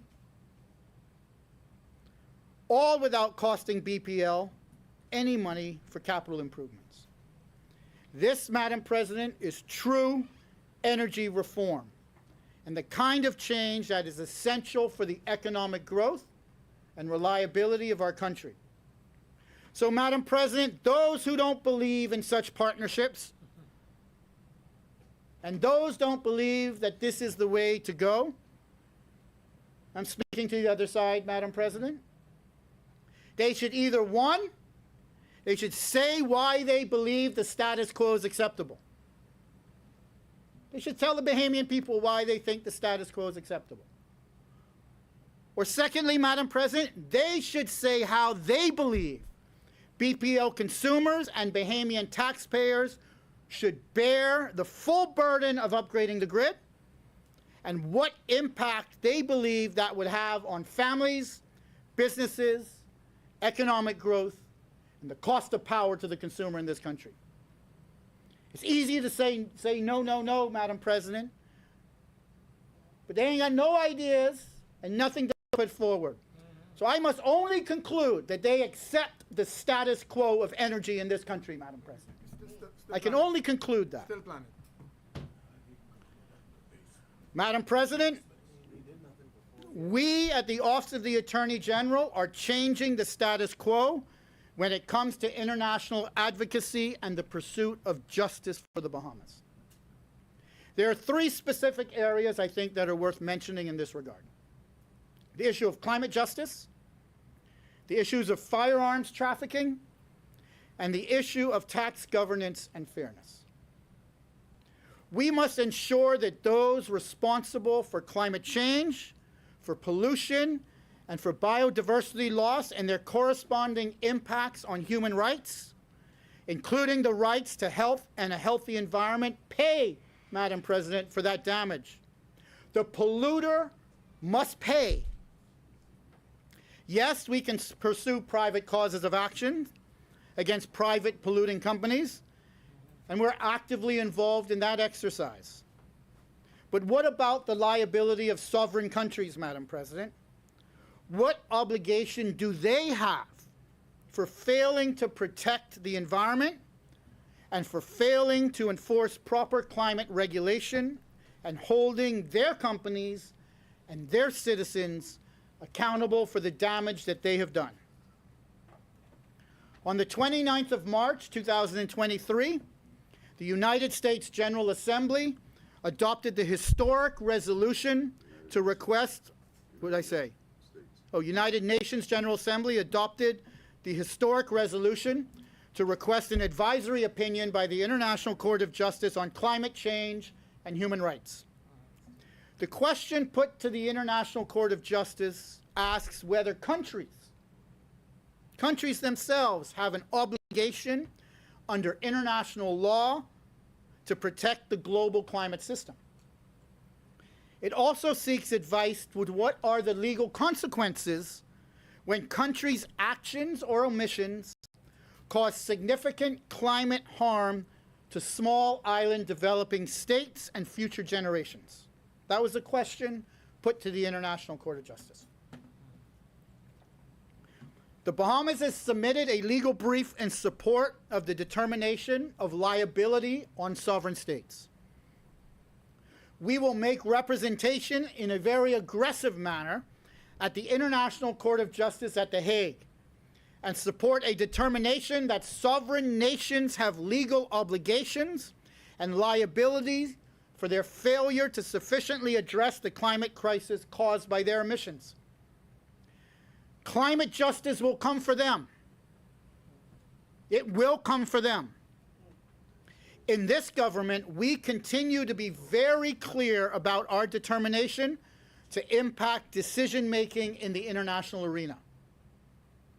Where there are debates about matters that have existential implications for countries like ours, we will never take a back seat. We will always fight for the Bahamas. Another example is the finding by the International Tribunal for the Law of the Sea that countries are obligated to protect the oceans from climate impacts. This is a landmark decision which sets the stage for the ICJ advisory opinion. In order to make an impact, countries like the Bahamas, countries like us, we must be forceful to ensure sustainability of our blue economy. We must be felt, and we must be felt where it hurts the others the most, in their pocketbook. We believe climate justice is necessary to changing the trajectory of the climate crisis, a crisis that jeopardizes our human rights and jeopardizes our inherent ability to survive in this country. We have seen maps that show in 20 years, much of our country may be underwater. We must be aggressive in climate justice. We likewise believe that specific intervention by the Bahamas is required when it comes to illegal firearms trafficking. We are in Washington actively advocating for stronger laws in the United States. Why? Because 90%, more than 90% of the firearms on our streets originate from the United States. But diplomatic advocacy is not the only option. We must consider legal advocacy as well. The people and the government of the Bahamas suffer from one of the highest gun homicide rates in the world. Think about that. It's true. And it is not a problem of our own making. The Bahamas does not manufacture guns. We have strong gun laws and laws which we are strengthening. However, our policies are undercut by the flood of guns from the United States. It can be argued that the flood is direct result of deliberate, reckless, unlawful business practices of gun dealers, manufacturers, and distributors who choose to place personal profits over their obligations of public safety. It can also be argued that the most effective solution to stop this flood of firearms in our country is to attack its gun industry through litigation. We are actively exploring multiple litigation strategies with the goal of gaining compensation for the Bahamas and reduce gun trafficking. There are viable claims the Bahamas can pursue. Needless to say, we will not stand by and allow reckless and negligent activities of other jurisdictions and companies within those jurisdictions to continue to pose a risk to our citizens. We will do something. We will be aggressive, and we will pursue our fights in this regard. An important area where we have committed ourselves to changing the status quo and to being forceful in our international advocacy is the need for a fair and equitable tax governance system globally. A system that is not defined by a few elite countries, but one that is sensitive to the realities and concerns of small developing states like the Bahamas and countries in the global south. We believe the established protocols and tax frameworks are discriminatory. We believe they are not inclusive, nor do they apply the tax rules evenly across different countries. The international tax establishment does not take into consideration special and differential treatment for developing countries, low-income countries, and countries with unique characteristics such as small island developing states. This is why, from the beginning, our administrations have been vocal and ardent supporters of the African countries for the substance and advocacy that led to the adoption of the UN General Assembly Resolution 78-230 that calls for the promotion of tax inclusiveness and effective international tax cooperation at the United Nations, taking the responsibility for a framework for international tax governance. I get 2 hours. Yeah, man, I get 2 hours. A more equitable and fair platform of the United Nations.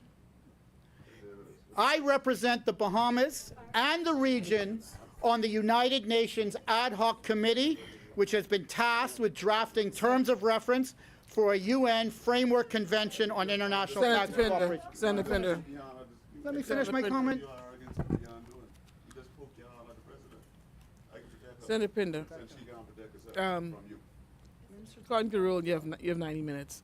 Are you requesting more time? And how much time do you need? Pardon me? No, according to the rule book, it's 90 minutes. How much time do you need? How much? 30 minutes. No. I'm looking at 30 minutes. Senator, 15? 15? Okay, thank you. Thank you, Senator. Been an hour and a half, even on my feet. That's why I say I get 2 hours. I get 2 hours. Madam President, I represent the Bahamas and the region on the United Nations Ad Hoc Committee, which has been tasked with drafting terms of reference for a UN Framework Convention on the International Tax Convention. We will continue our aggressive advocacy in this area as we seek to change the status quo in international tax governance. Madam President, a brief update on items that I find relevant within the Office of the Attorney General. In addition to the areas discussed on changing the status quo, I think it appropriate to provide a general update on some particular areas under my portfolio, specifically the Department of Public Prosecutions. I want to take some time to talk about the DPP. The operations of the Department of Public Prosecutions continues to be a yeoman's effort with heavy workloads and limited capacity. Attorneys general over the years, regardless of administration, will tell you about the difficulty in recruiting prosecutors for the DPP for several reasons, Madam President, including competition, which includes competition with the private criminal bar for qualified lawyers, and relatedly, the remuneration, the benefits and the stress level and mental anguish that comes with the job. In 2023 fiscal year, we were successful in launching health insurance for our attorneys, Madam President. A huge benefit that puts us on a more even playing field with the private bar. And a meaningful adjustment in the financial scales for attorneys, Madam President. We increased the scales for attorneys by double digits, and we authorized a special allowance for prosecutors. These changes in remuneration and benefits have had a positive effect, and we continue to interview and hire new prosecutors, growing the pool of prosecutors to effectively prosecute in criminal trials. To exemplify this point, Madam President, between 2021 and 2023, the Office of the DPP had experienced a decrease in attorneys due to judicial appointments and transfers within other ministries and lawyers going to the private sector. So we couldn't hire enough to offset the attrition that was being experienced within the office. In early 2024, the office advertised locally and throughout the Commonwealth region and has received a number of applications to fill posts. Madam President, we anticipate an additional 10 prosecutors within the coming months. 4 will start on the 1st of July. This year, we were able to complete a total of 171 matters for the year. That's for 2023. With the increase in attorneys, given the remuneration benefits that have increased, as well as the health insurance and other benefits, we hope to be able to double that number and conclude over 300 matters this year. Madam President, mental health is often overlooked as a vital issue in the workplace. However, at the Office of Director of the Public Prosecution, prosecutors daily are under enormous pressure of putting on cases, dealing with witnesses and persons charged with some of the most heinous crimes, frequently getting personal attacks and threats. This, over any length of period, can be taxing on them physically and mentally, and we have seen this have an effect on our lawyers in the Department of Public Prosecution. In keeping with our commitment on tackling these issues, the Office of the DPP has made provisions in this budget for a psychiatrist to provide services to all individuals, collectively and individually, to help with the mental state of the job and lawyers and prosecutors working in the stressful environment. Madam President, to put a significant dent in the backlog of murder cases in the country, it is incumbent upon our stakeholder, the Ministry of Health, to provide more pathologists within the Public Hospital Authority, at the RAND, and at the Princess Margaret Hospital. Our office is calling for major reform in this area, as we are only able, for the year of 2023, to prosecute 7 murders that ended in convictions, 2 acquittals, 3 plea agreements, 19 nollies, and 4 death certificates entered for defendants. It should be noted that only 9 of the murder matters were disposed of during a trial process last year. This is primarily due to the fact of the lack of a report from a pathologist at the time of trial. The shortage of pathology experts and the delay or the absence of reporting are of great consequence to the criminal justice system in this country. Given that many nations are struggling with a shortage of trained pathologists and medical examiners, we must continually review our incentives, our compensation, our education, and our legislative framework in this area. I'm pleased, however, to report that in the upcoming fiscal year, in cooperation with the Ministry of Health, there is an active recruitment effort in the Bahamas and internationally for additional pathologists. We prefer Bahamians to fill these roles, but right now, the reality is we don't have enough Bahamians to fill these roles. I am advised at the Minister of Health that this process is well underway, and we anticipate additional pathologists to help with the criminal prosecutions in our country in the coming months. We believe this will have a material impact on the disposition of matters, and especially murder matters, in our criminal justice system. We likewise need the necessary laboratories and infrastructure to support our cadre of pathologists. And the Minister of Health advises that budgeted this year through a loan with the IDB is a new reference laboratory to support the timely reports and the timely evaluations to help the prosecutions of murder matters in the DPP. This, Madam President, has been an issue that has gone on for far too long, and these changes certainly change the status quo, as our country has struggled for years with insufficient lab capacity and the inability to get pathology reports to support our criminal prosecutions. We believe, Madam President, the future of the DPP is positive, with increased capacity, additional attorneys, and support required, that this will have a great impact on the administration of justice and prosecution of criminals in a timely manner. Madam President, I guess it is my time to conclude.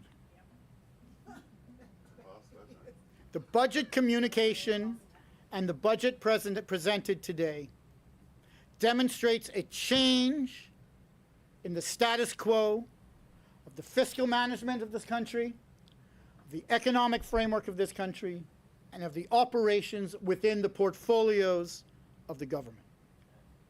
In every single objective metric available, we are demonstrating year-over-year improvement. We are establishing fiscal stability. When we came to office in an environment of fiscal chaos, we have a mandate to change the status quo in our respective portfolios, and as described, we have changed the status quo from within the Office of the Attorney General.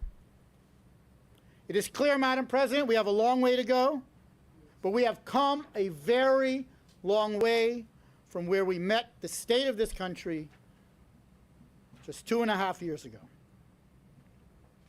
This budget and the policy priorities of our government demonstrate that we continue to improve the lives of Bahamians, and we continue to ensure the growth of the Commonwealth of the Bahamas. Madam President, I want to thank you for your time and indulgence. I support this budget. I support a budget changing the status quo, and a budget changing lives of Bahamians throughout our archipelago. Thank you, Madam President.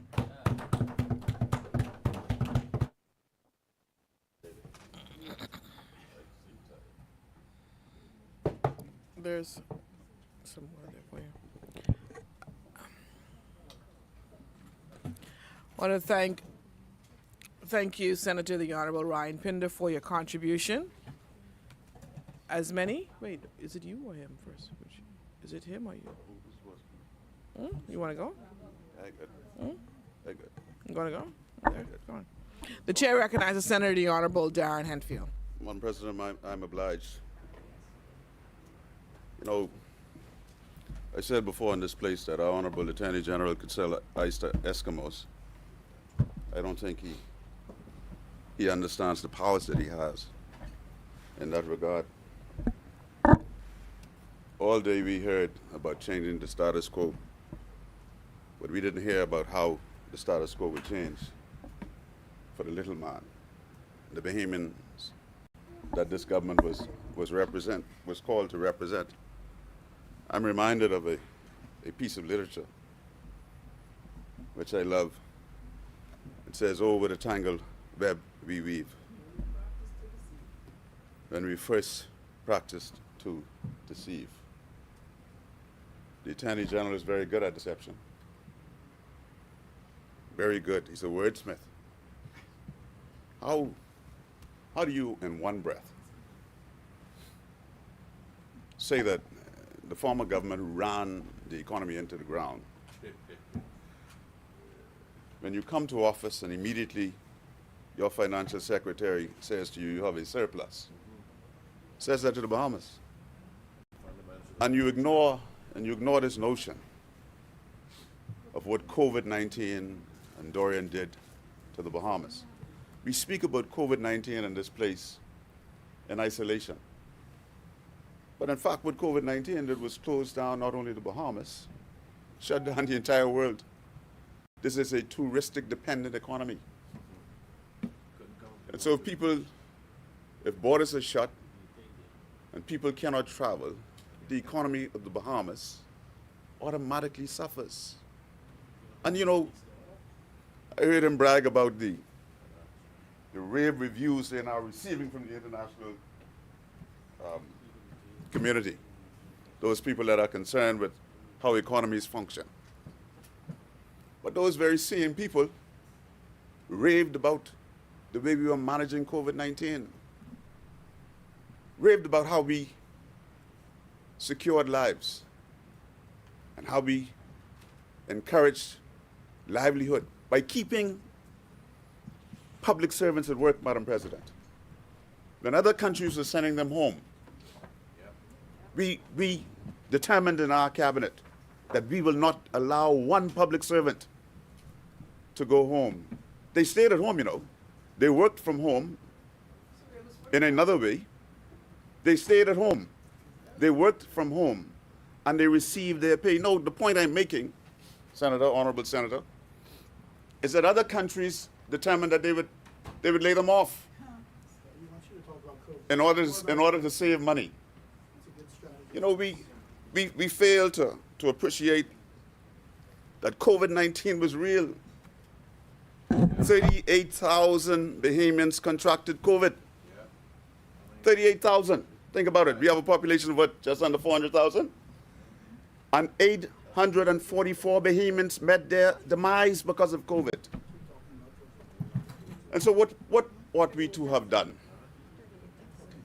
ought we have not to move to protect and save Bahamian lives? Or should we have allowed a free-for-all, where we had tertiary level institutions in the Bahamas that could not contain the sick?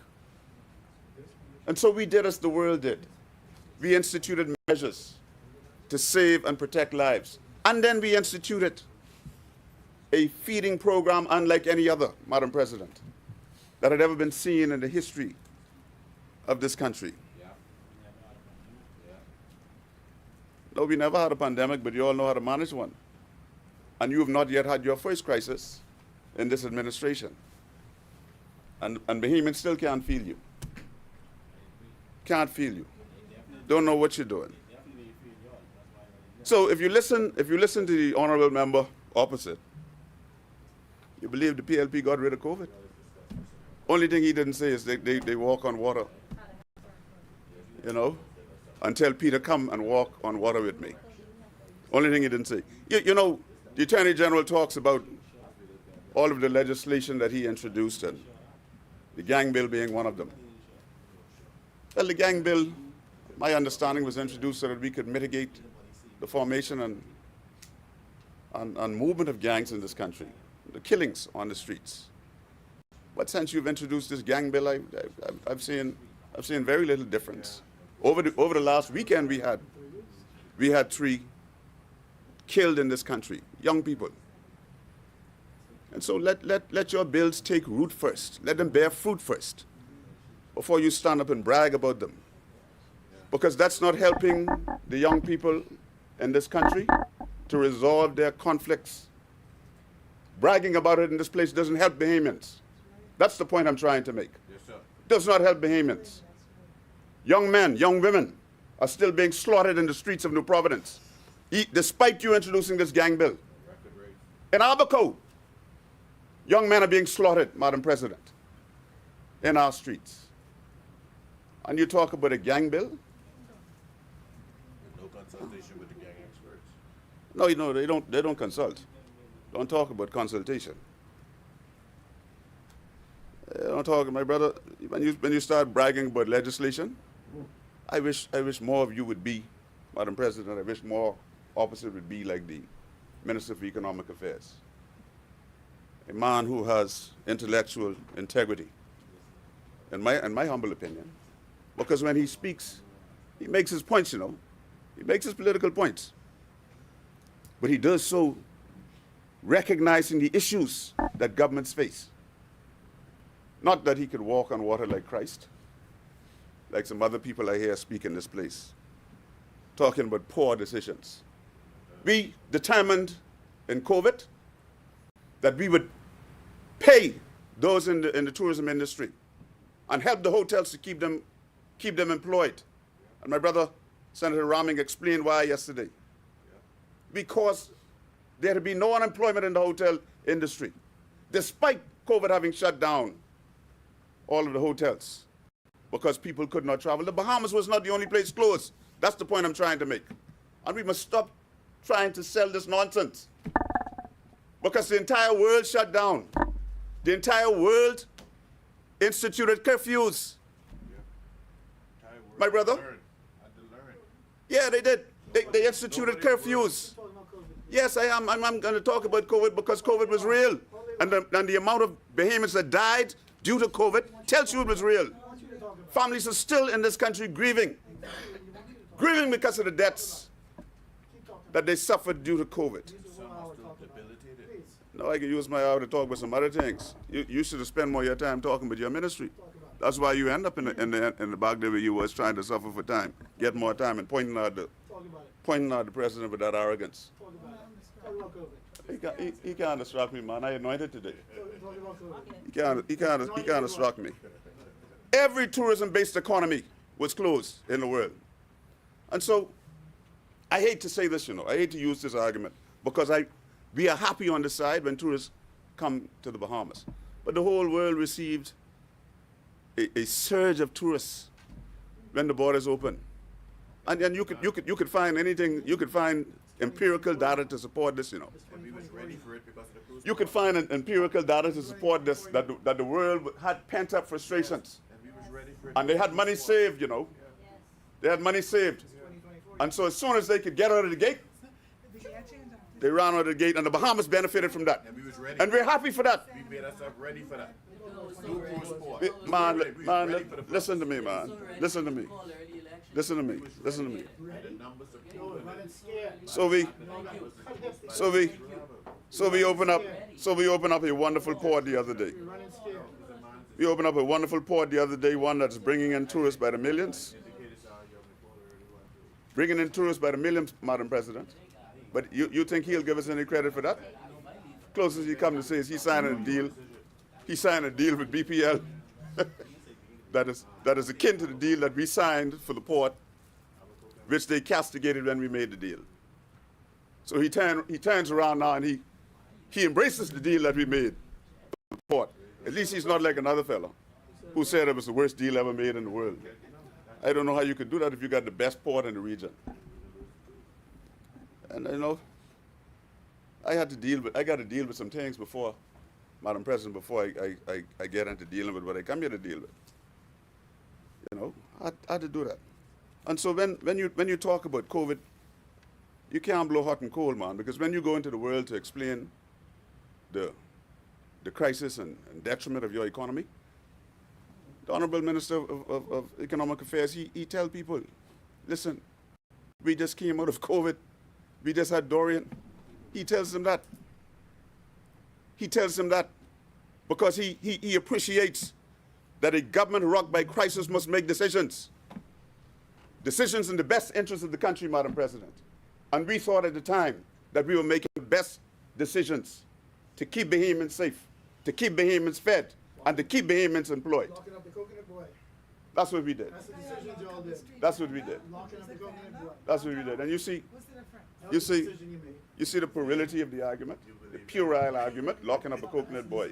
When you're talking about, Madam President, when you're talking about keeping the country safe and keeping the people safe, a whole minister of the government sits on his seat and talks about locking up a coconut boy. From walking in your backyard. Oh boy. That's what you did. That's, You stopped people from coming out your Alcides, house I to hope walk in you your backyard. ascend to where I want you to sometime in life. That's what you did. That's what you did. You get arrested, Ryan. That's what you did. Madam President, our job in the opposition, among other things, That's what y'all did. is to remind the government, which often appears to be existing in an alternate reality, of the realities faced daily by Bahamians Store by last name. across every spectrum Store by last name. of this country. The exuberant patting on the back and snipes taken at the past administration, you know, when they hear people talk about, oh, you sat in the cabinet, you sat in the cabinet, some sitting in the cabinet now, you know. And we understand collective responsibility in the cabinet. We understand collective responsibility that the agreement of the cabinet is the agreement of the cabinet. All. And if you don't agree with the cabinet, you leave the cabinet. That's the convention. So to say, oh, you were in the cabinet, oh, you sat there, but you're in the cabinet now. Do you like everything that's going on? I'm sure you don't. But that's the nature of our business as ministers who sit in the executive. It's the nature of our business. Bahamians are still struggling to make ends meet. Yes, tourism numbers are good. They're good. But Bahamians are still struggling, Madam President, to make ends meet. So we got to figure out, instead of simply bragging about the tourism numbers, we got to figure out how that touristic economy could get down and be in town, how it could reach in Grand Key, how it could reach in Matthew Town, and truly change the status quo for Bahamians. Yes. This should be our focus. Yes. This should be our focus. Bahamians are still struggling to make ends meet. I'm no longer a member of Parliament, but some still call me. They still call me and ask for assistance. And so that's the thing we live daily. And let me just make this point. You know, when your opposition challenge you as a government, the system is set up in a way that it should make you better as a government. And if we're not challenging you, that means we're not a good opposition. That's why I intend to challenge you every step of the way, whilst you pat yourself on your back. Because I want you to be better. Do better for the Bahamian people than you're doing now. And so the theme of this budget, changing the status quo, invites us, Brother Russell. It invites us to examine what the government has done in the last nearly 3 years. Grand Bahama, Abaco. I mean, we repaired more homes in Grand Bahama and Abaco, Madam President, under duress than this government has done with no crisis. I think Brother Rahman reminded me yesterday that you should notice, Senator Russell, that they intend to repair 80 homes in Abaco. That's not right? 60. I'll sit down if you could tell me how many it is.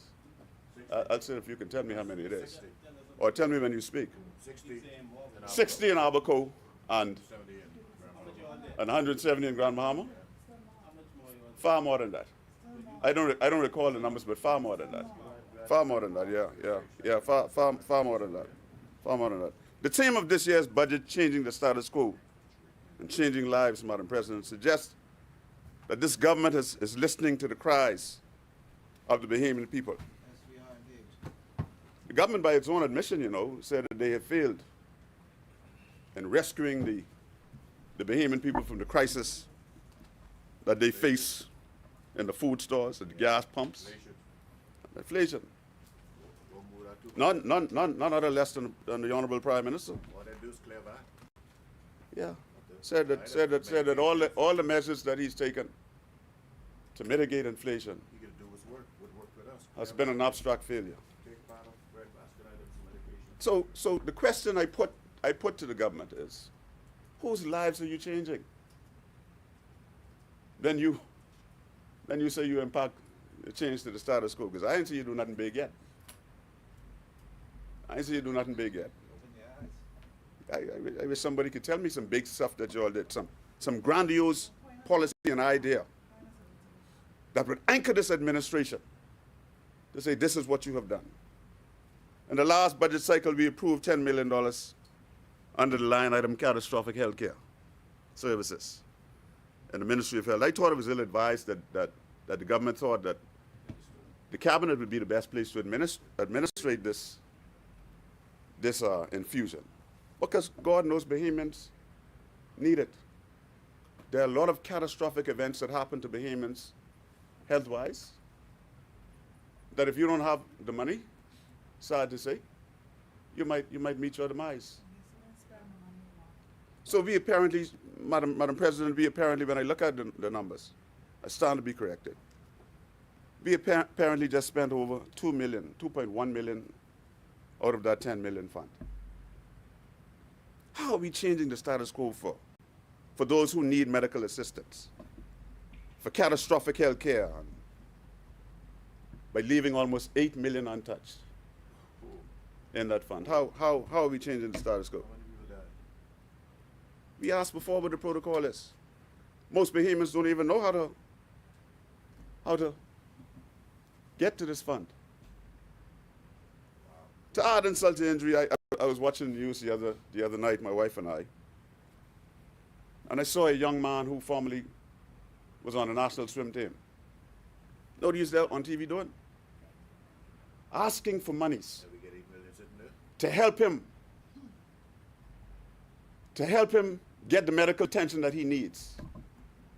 And he needed $40,000. Wow. And he did what most Bahamians are forced to do. Despite the $8 million we still have in this fund, he went to a GoFundMe account. And you're talking about changing the status quo. Who are you changing it for? Who are you changing the status quo for? That young man certainly didn't feel the change of the status quo that he needed to feel from his government. He didn't feel it. He didn't feel it.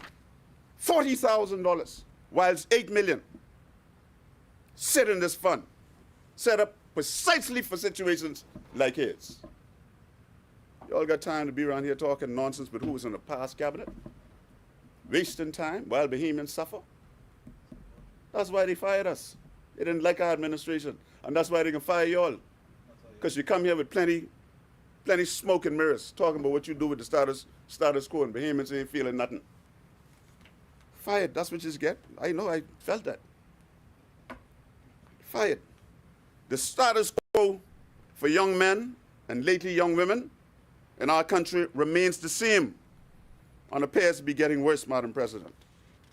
They continue to be slaughtered in our streets in New Providence and the Family Islands. We see it every day. Now we hear talks about this would change the status quo. I'll give you something to change the status quo. We hear talks about coming into operation of thousands of CCTV cameras.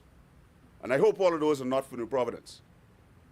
Thousands of them. The government is entering into a contract, we understand it, to have them put up. And you know, I was recently speaking to Bishop Mills in Abaco. And he said, you know, Darren, we need surveillance cameras in the islands as well now. Islands like Abaco and Eleuthera and Exuma. Because the advancements in these islands are not so far removed from New Providence. And things happen. And so if we could find enough surveillance cameras, let's spread them over the family islands. You know, the last 2 or 3 young men that were killed in Abaco, the police has not a clue who to go look for. That's not a clue. They haven't found them yet.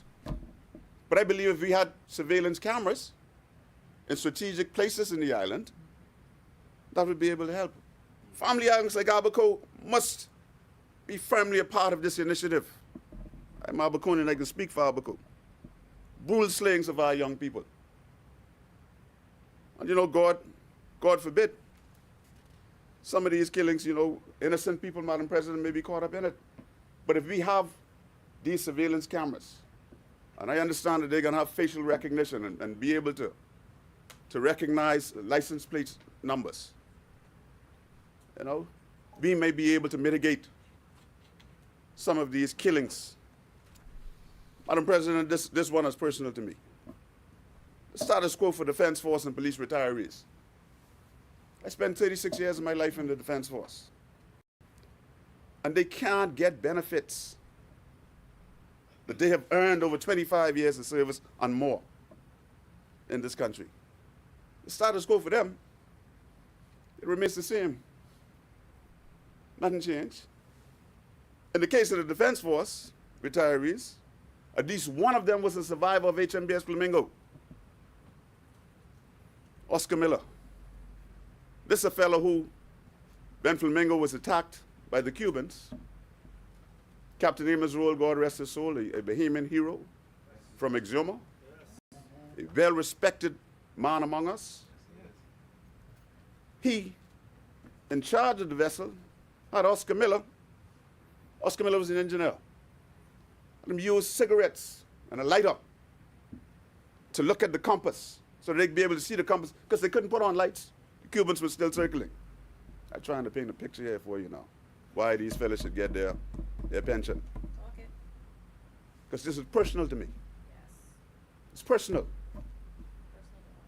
And he was able to navigate that vessel from where it was into Duncombe Town, Ragged Island, safely with the surviving crew because of Oscar Miller. And Oscar Miller died without his pension. How could that be right, man? And you're talking about changing status quo? And when you come inside this place and talk, you must realize that you're addressing real-life issues and real-life people. You sit in the cabinet where you needed to make You see what I tell you? You see what I tell you? See what I tell you? See what I tell you about the Muppet Gallery? The Muppet Gallery in this place? You are not the government. You are not the government. Change the status quo for Bahamians. I am not the government. I am not the government. I am not the government. You are duplicitous. You sat there. Madam President, you made some rules in this place yesterday, you know. You broke them all today. You made some rules in this place yesterday, you know. Now, I know I'm not like this fellow who could point his hand at you. But if they have a point of order to take, let them get up and take it. Order. If they have a point to take, let them stand on their feet like men and take it. Order. Other than that, leave me alone. Leave me alone. You threw him out the window this morning. You come here talking nonsense for changing status quo. What status Order. quo change? Order. Maybe he went out the window to bring. I thought I heard somebody say, Raman, I thought I heard somebody say it here today when you throw rock and it hits something. You start yowling and yapping. You hear all that yowling and yapping coming from over there? Your rock hit a couple. Yeah, boy, sound so. Sound so. Yeah. Madam President, I respect the chair. I wouldn't point at you like that. Like how I saw happen here this morning when you was telling someone to speak to the chair. If I whistle, you point. You know what I mean. If I whistle, you point. You know just what I mean. In the case of the Defense Force retirees, Madam President, I served in Haiti doing peacekeeping with some of them. And they still can't get their pensions sorted out. Peacekeeping, you know. When we joined the Defense Force, we joined to protect the sovereign integrity of the Bahamas. We didn't know one day we would end up in Haiti doing peacekeeping so that they could have free and fair elections and have democracy, as they ought to have. But we had an interest as a country who neighbors Haiti and as a a part of the world community to go and help and do peacekeeping. And we're asking some young Marines now to go and look at Haiti for peacekeeping. And you know what bothers me most, Madam President, about this? The fact that it only takes $1.5 million, I'm advised. $1.5 million to set this right. And we won't do it. But we could fly all across the world with huge contingents, feeding chimpanzees and taking pictures first class. Whilst these fellas, every month, go for their meager little pension that is incomplete. I want somebody to answer me on this today. The Defense Force retirees and police retirees, they need an answer on this from the government. They want their status quo changed. Yes.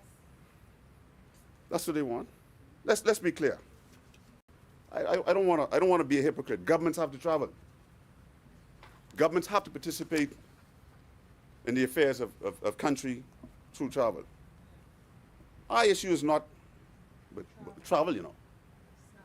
Our issue is with the frequency of the travel and the size of these delegations. Even some of y'all disagree with that. Those of you who don't go.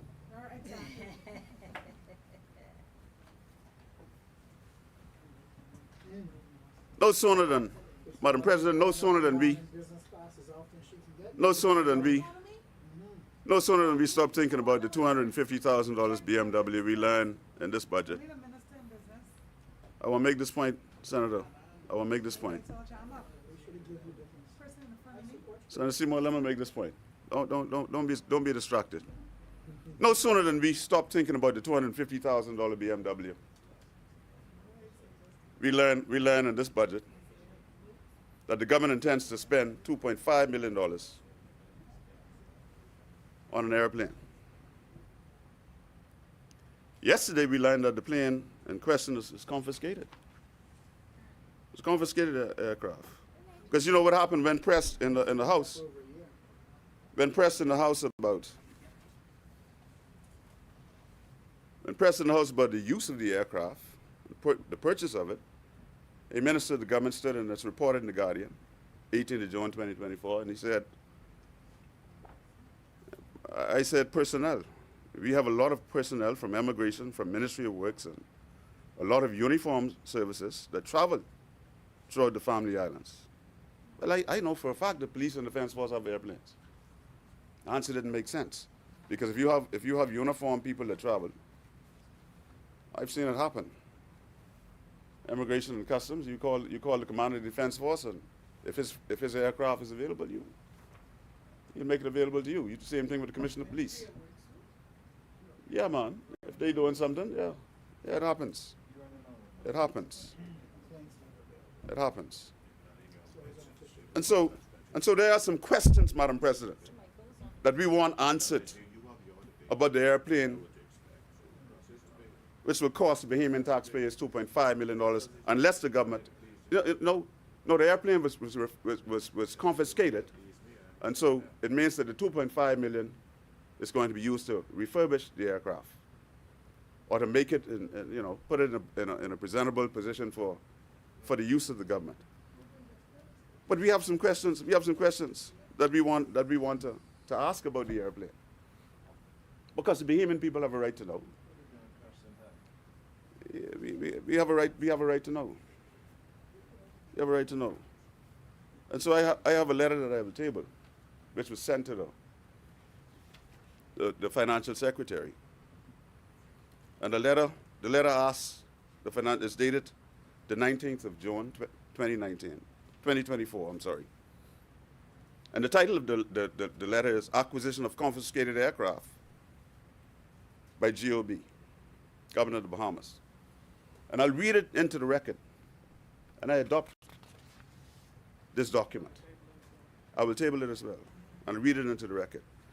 It says, Dear Sir, in the recent budget exercise, the Honorable Prime Minister Philip Davis indicated the impending acquisition and refurbishment of a confiscated aircraft to be repurposed for government use. Would you provide the aircraft make? We want to know the make, the model, and the date of manufacture. See, we're trying to determine why we need all this money to refurbish the aircraft, or we might need more if we could get the information, and we will agree if you could furnish the information, if the government can justify the use of the aircraft. Please, I continue, please provide information on engine time, time on the fuselage, and condition. Are the maintenance logs for the aircraft intact and available for perusal? If so, please provide them. Are you able to provide us with the actual estimates for the scope and cost of refurbishment? Which individual or company has provided the estimates for repairs?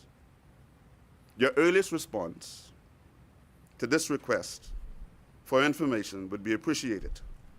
Should you have any questions, please do not hesitate to contact the undersigned. That's Dr. Dwayne Sands, Chairman of the Free National Movement.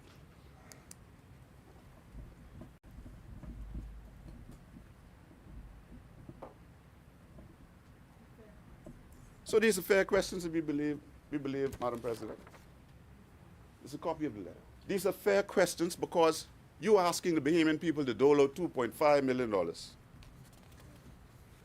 And you can't tell them what you want it for, just refurbishment? What is that? You know, and here's what makes it all the more dubious and curious. The headline in this morning's Guardian, government shifts tone on aircraft. And this is a familiar refrain of this government. That's why I know they ain't changing no status quo. Same way they shift the tone when we discovered that they took monies from the Treasury and gone to Takes Island. Not to Takes Island, to Bermuda. Gone to Takes Island, they wouldn't mind. That's where my granddaddy from. Gone to Bermuda with money from the public treasury. Same thing happened when they came back here after taking money from the central bank and asked us to approve it without going to Parliament. Imagine how our veterans feel when they see stories like this. $2.5 million. And our police force veterans.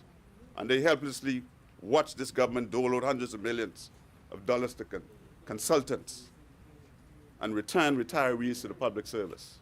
Man, that ain't right. See, because what we have engaged in this government is we have brought back to work retired public servants, senior public servants. And I believe during the Ingram administration at one point he improved their pensions to almost 80%, if not so, of their salaries.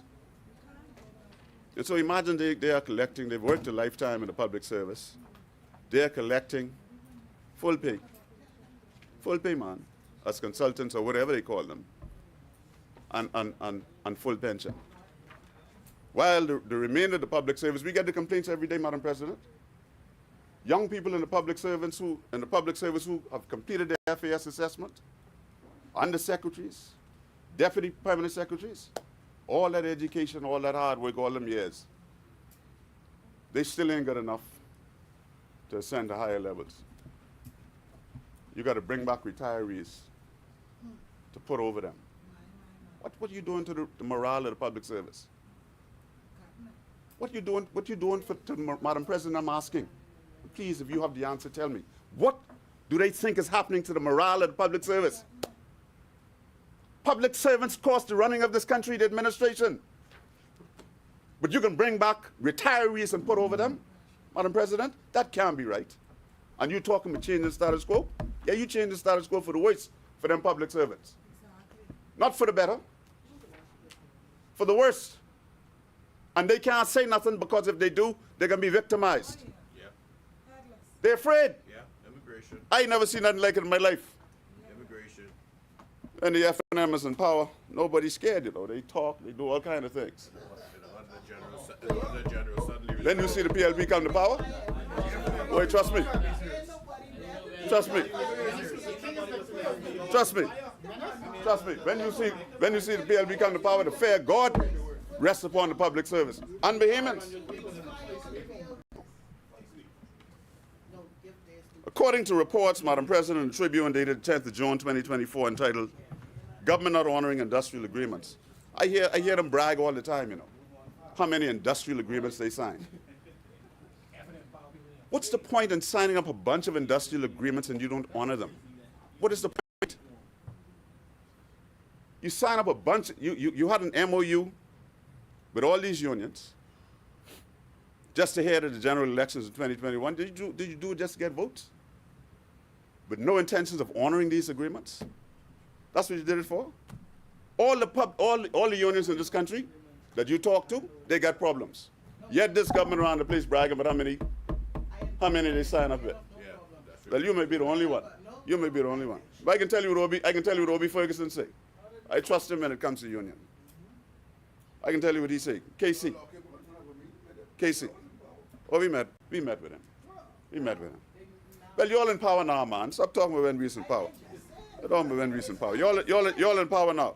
According to reports, Madam President, the Tribune dated 10th of June 2024 entitled Government Not Honoring Industrial Agreements, the status quo for the great majority of our unions is the same. Despite this government's engagement through a memorandum of understanding with unions ahead of the 2021 general elections, ain't nothing much changed with the unions. Trade Union Congress President Obi Ferguson, KC, is quoted as saying, "What's happening now is that some of the agreements are signed but are not being honored. We have signed agreements, but the relevant government department is not honoring the terms of the agreement." So why you stand up and pat yourself on the back and brag in all your glory of arrogance about how many agreements you signed with the unions? Go talk to the union leaders, man. Go talk to them. You don't know. You don't know. Go talk to them. You don't know. I don't know what you're talking. Go talk to the union leaders. I only could go by what Obi Ferguson said. I believe him before I believe you, because he's engaged with the unions. You're right. He mentioned some of the unions in the same missive. He said air traffic controllers. He said they got trouble. I got it someplace here, Madam President. I got all the documents that you need. I got all the documents you need. I can tell you. He said air traffic controllers are not happy. You say BPL workers are not happy. You say the Grand Lucayan people ain't happy, Russell. You know that? Yeah, you know that. Sitting right there playing possum. You know that. He said the nurses union are not happy. They're not happy. He said the doctors union are not happy. Nurses who they brag about working so hard all the time and how they do this and they do that for. Stop getting out here bragging. That's all they're trying to say. Stop getting out here bragging and get better. Do better. We know governance is hard. Governance is tough, you know. But you know my greatest fear with this government? Madam President, I can tell you today, my greatest fear with this government is they have had fair wins. Very fair wins. They have had fair wins. They have not been challenged. We blew them with fair wins. They have not been challenged, but they have not been impressive. Except talk. Talk and public relations. That's what they're good at. They're very good at public relations. That's why you saw the spin in the paper this morning. Then they realized that Bahamians were dissatisfied. They saw the same spin with the car. Then they realized Bahamians were dissatisfied. Ain't nobody say the Prime Minister can't ride good, you know, but speak the truth, man. Buy the car. Kill it. Some could be unhappy. Leave it. Say I want the plane. Speak the truth. Stop spinning everything. Yes, get fired. The government said they want the plane. That's why the government put it in the budget. That's why they put it in the budget, say they want a plane.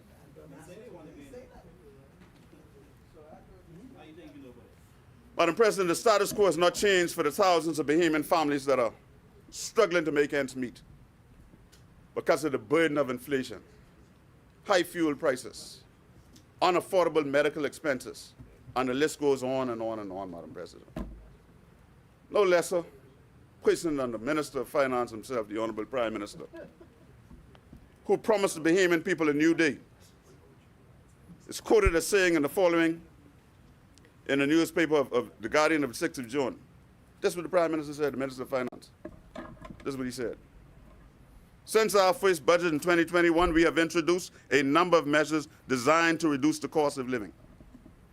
but they have had little success in producing reductions in prices to the consumer. So that means, I failed. All the stuff I did to, as the Prime Minister saying, it's not me.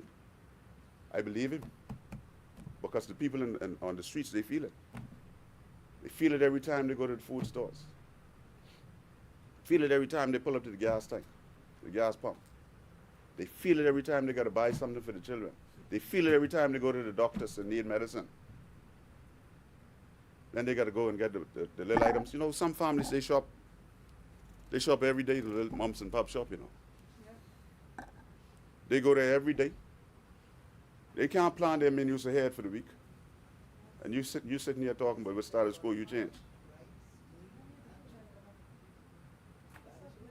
Prime Minister Davis said his government's efforts to mitigate the onslaught of inflation upon the Bahamian people, despite measures taken to reduce the cost of living, had little success in improving the lives of Bahamians. So you give on the one hand and you take away on the other hand. So you say you increase the minimum wage. Increase the minimum wage. Then the light bill go up. Well, we all agree that NIB can't fail. That goes up. The gas go up. Madam President, I'm talking to you now, I ain't studying nobody else. Right? Everything go up. And the little minimum wage that you increase, that's still ain't enough to keep pace with the rising cost of living in the Bahamas.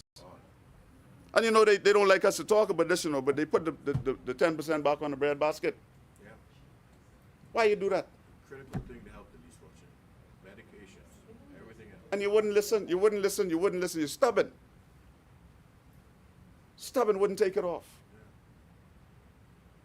Yeah. And you got the VAT back on the medicine, on the female products, Madam President, on insurance. Medical insurance, where a country is already experiencing prohibitive costs to get good medical treatment.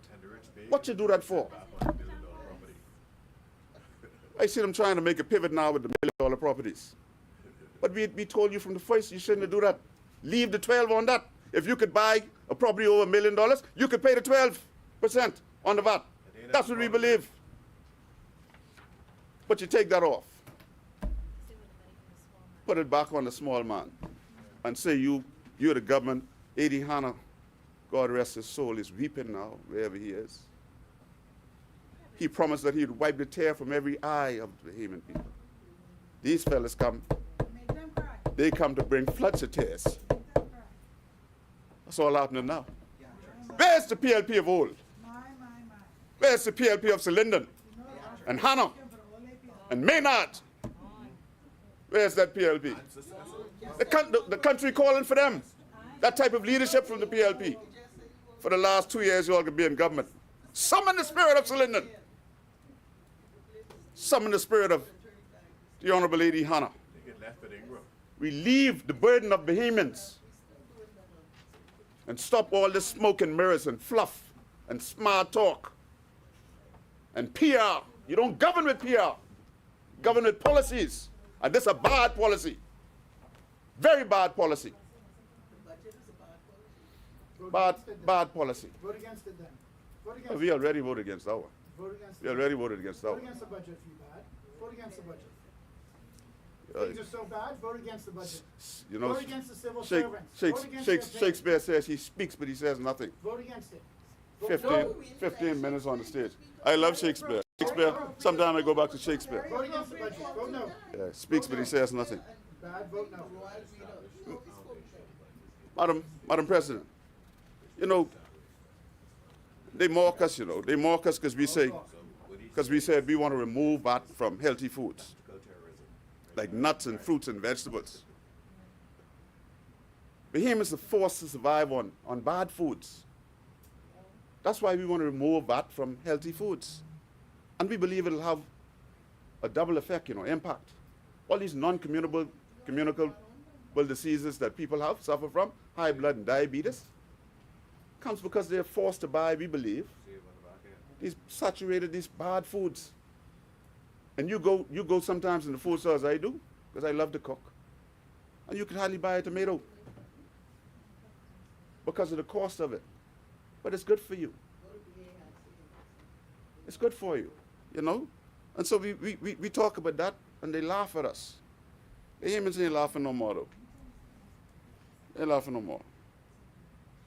We told you on this side when you did it. We told you that simply adding previously zero-rated items to the price control basket, which you did without consultation, we told you that it wouldn't work. Because you know why? For starters, you don't have the number of price control officers necessary to cover such an undertaking. It is difficult to do.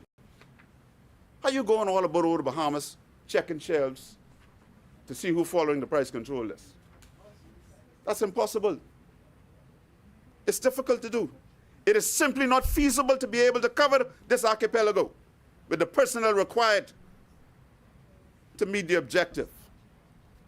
I don't know if there's some technology we could use to do it.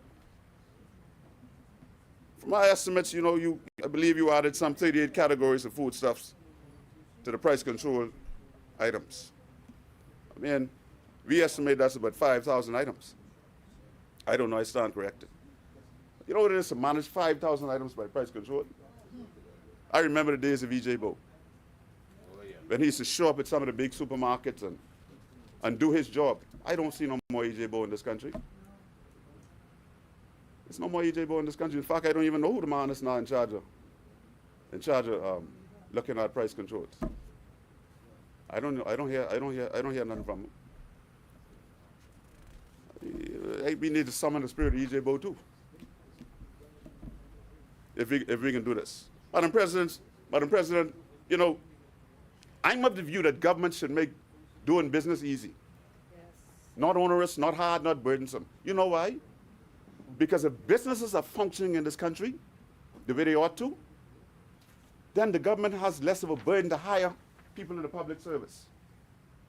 Less of a burden. And so the private sector should share the burden of all those children leaving school every year, so that the government won't have to find a way to matriculate them into the public service, and then you add to the salary, and then you add to the pension. And so it's a no-win situation for us. But if we make doing business easy in the Bahamas, the government, the burden on the government and the Bahamian people is made lighter, because the burden is shared. But I read something the other day from a man I respect, Dave Burrows. I couldn't believe it, even though I had heard it over and over. And I'm compelled to share it, Madam President. And I adopt what he says. Businesses in this country are yearning for days of the status quo when they could simply pay on what they earned and not worry about the onerous burdens placed upon them by the government, which should be encouraging the growth and development of businesses, not discouraging them. That's the status quo they want. They want a government that will encourage business, not discourage it. The issue with businesses in this country being required to estimate how much money they will make in sales for the ensuing year, then pay their business license fees. See, they pay the business license fees according to what they take in. That's my understanding of it. And they're being asked now to estimate what they can make next year. On this thing, sometimes I wonder if we're in a real world. Real water. I got it. Thank you. This thing can't be real, man. How you can do it? So I read a missive by Pastor Dave Burrows in the religious section of the Nassau Guardian. It's dated 6th of June 2024. It's entitled Unfriendly Business. It spoke very candidly about the treatment of the administration relative to businesses in this country. In the article, Pastor Burrows laments the administration's policy relative to filing annual returns for business licenses, which has left business people in this country shocked, discouraged, and perplexed all at the same time. The trusted pastor explained that when filing annual returns for business licenses, many business owners receive a shock of epic proportions that I have not heard. This is where it's now. I have not heard anywhere in the world but the Bahamas, which now has a regime that requires you to pay not only your current business license but you're licensed for the upcoming year in advance. Pastor Burroughs noted, to say this is unfriendly to business would be an understatement of epic proportions. This is just not unfriendly, it is adversarial. It is punitive and anti-business. It is as if we're being penalized for having a business and employing people. I'm not sure who came up with the idea. I hope it's not my friend. But I hope that it is a one-time blunder that will be corrected at the next cycle, because it is egregious. Egregious is a big word for saying that's really bad.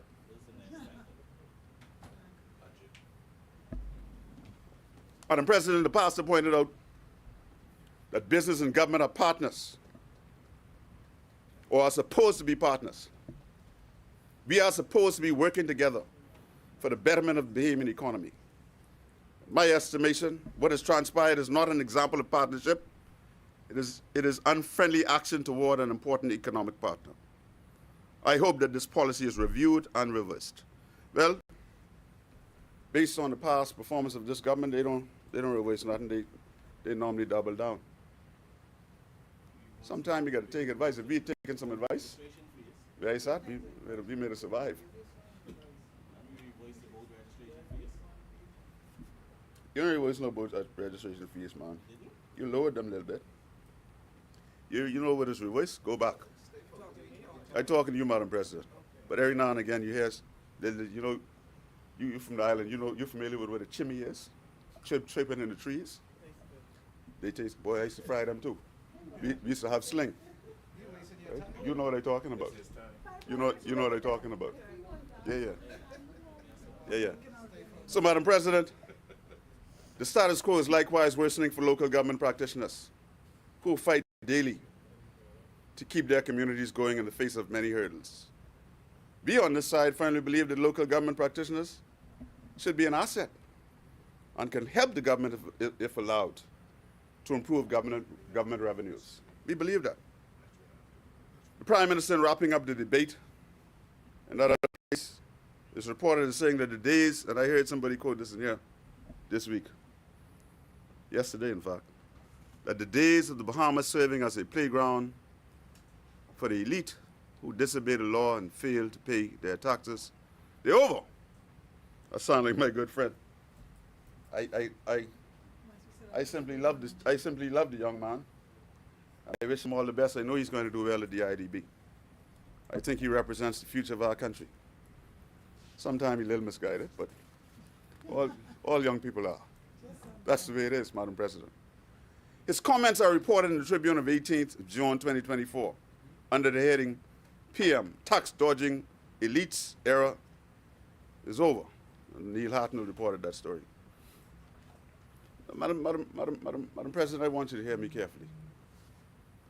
All this tough talk from the Minister of Finance who reduced VAT on the purchase of multi-million-dollar properties from 12% to 10%, that's only talk, man.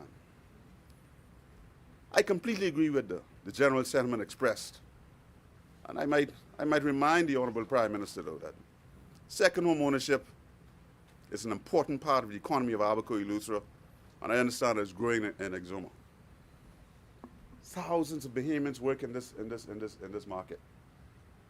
You know, if you go, and I'll talk a little bit about it, if you go to Baker's Bay and Winding Bay, and now soon to be Montage Key, and the Abacos, you will find palatial multi-million-dollar homes, right, that are an asset to the economy of the Bahamas.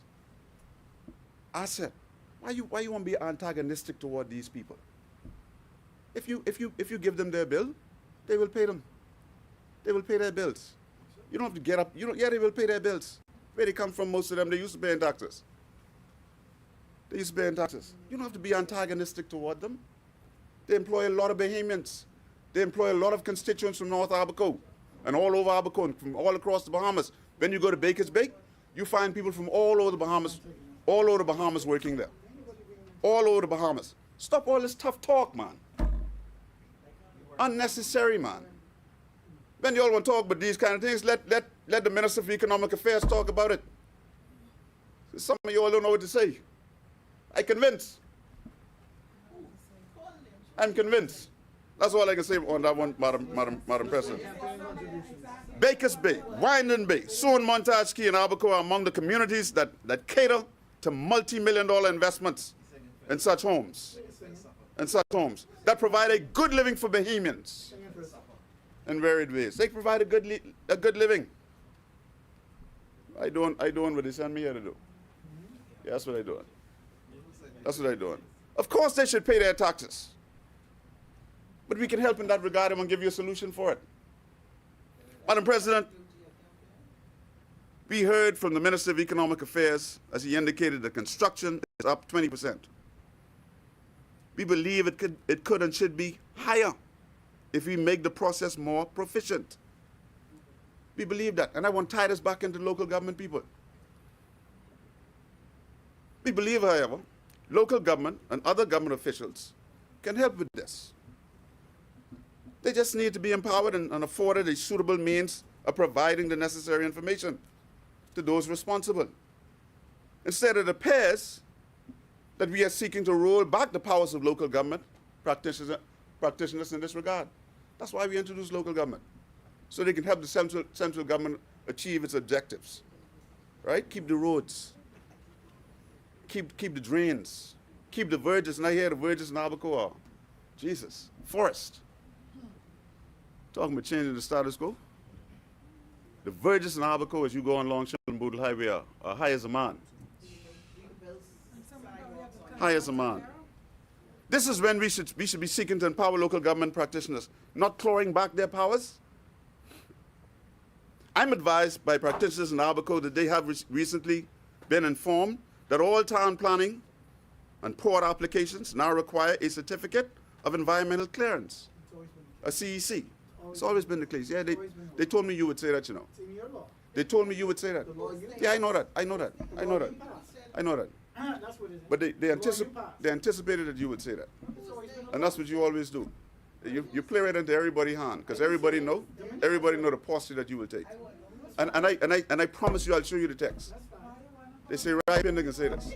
That's fine, no problem. That's what they say.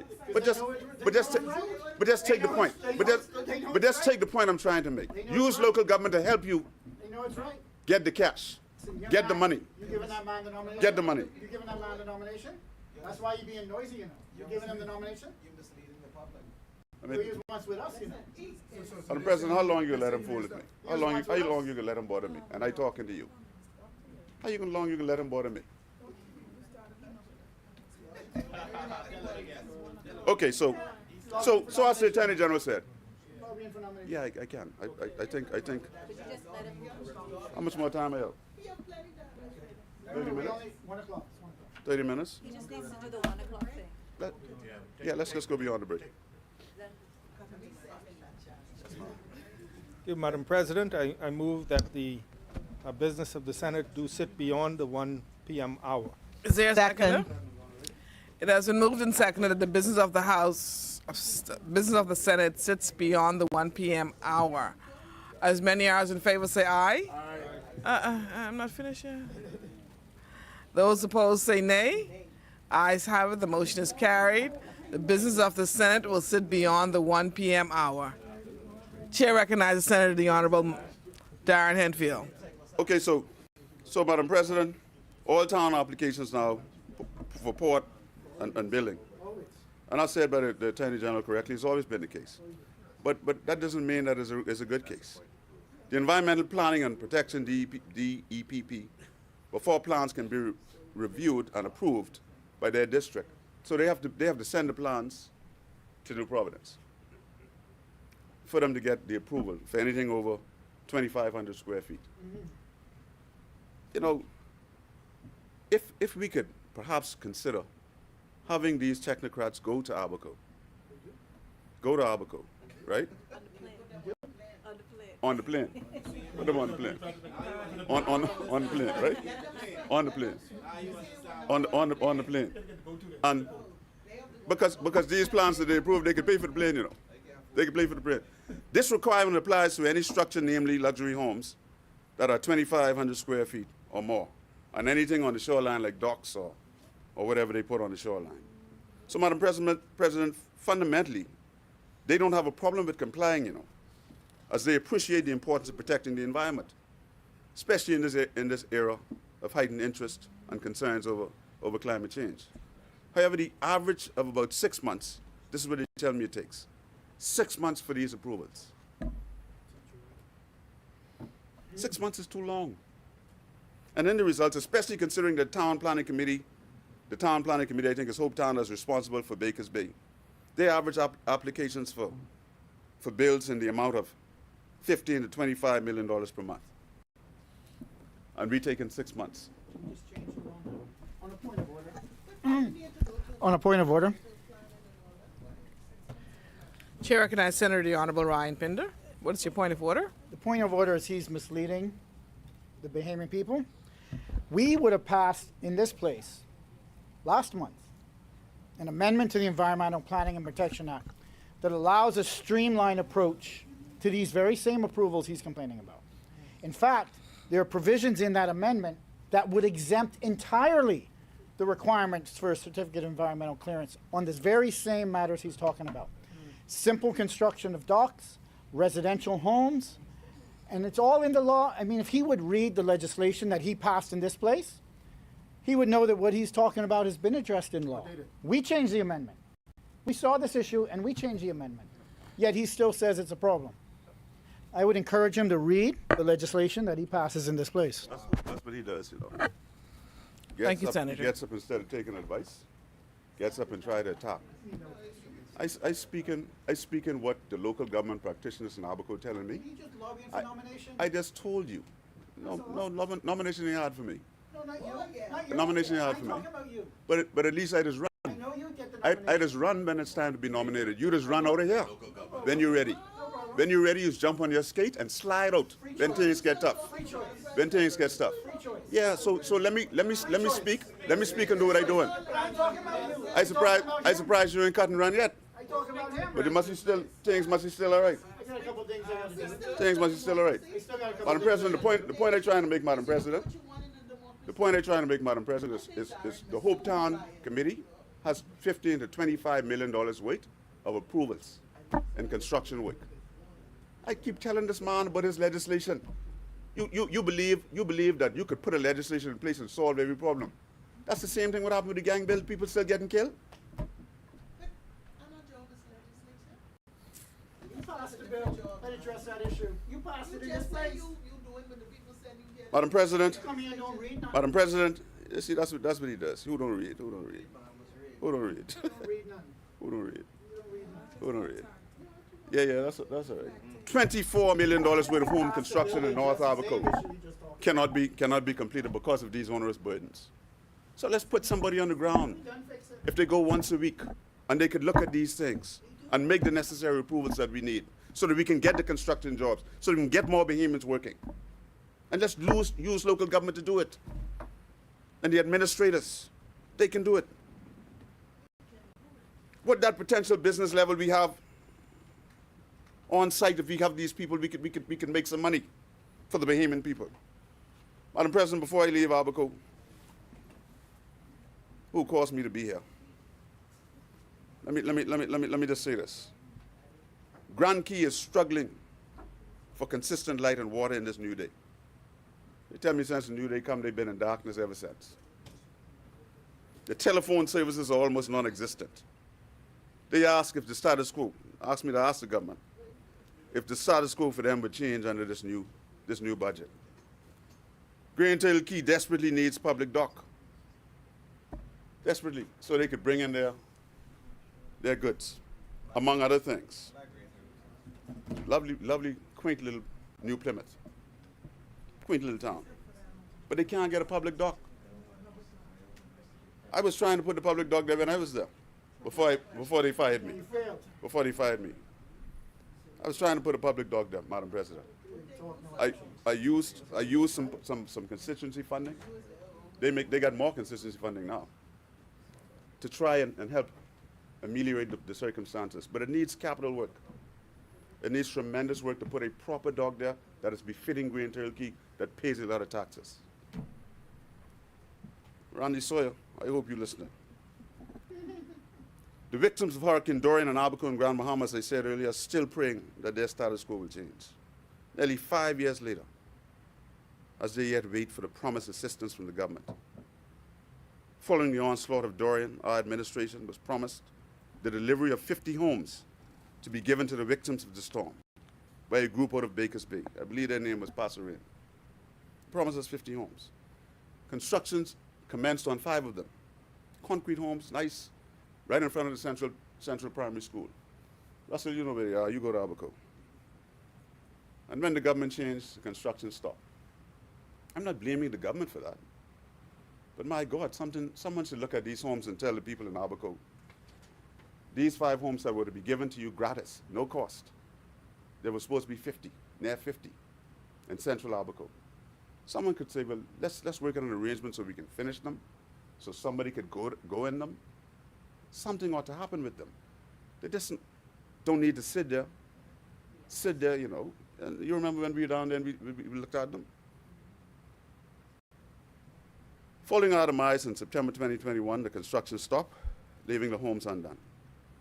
And I say again, someone in this government ought to ask why they're still like that. And recently asked what the upcoming budget for the Freedom of Information Unit will accomplish. That's what you need to talk to.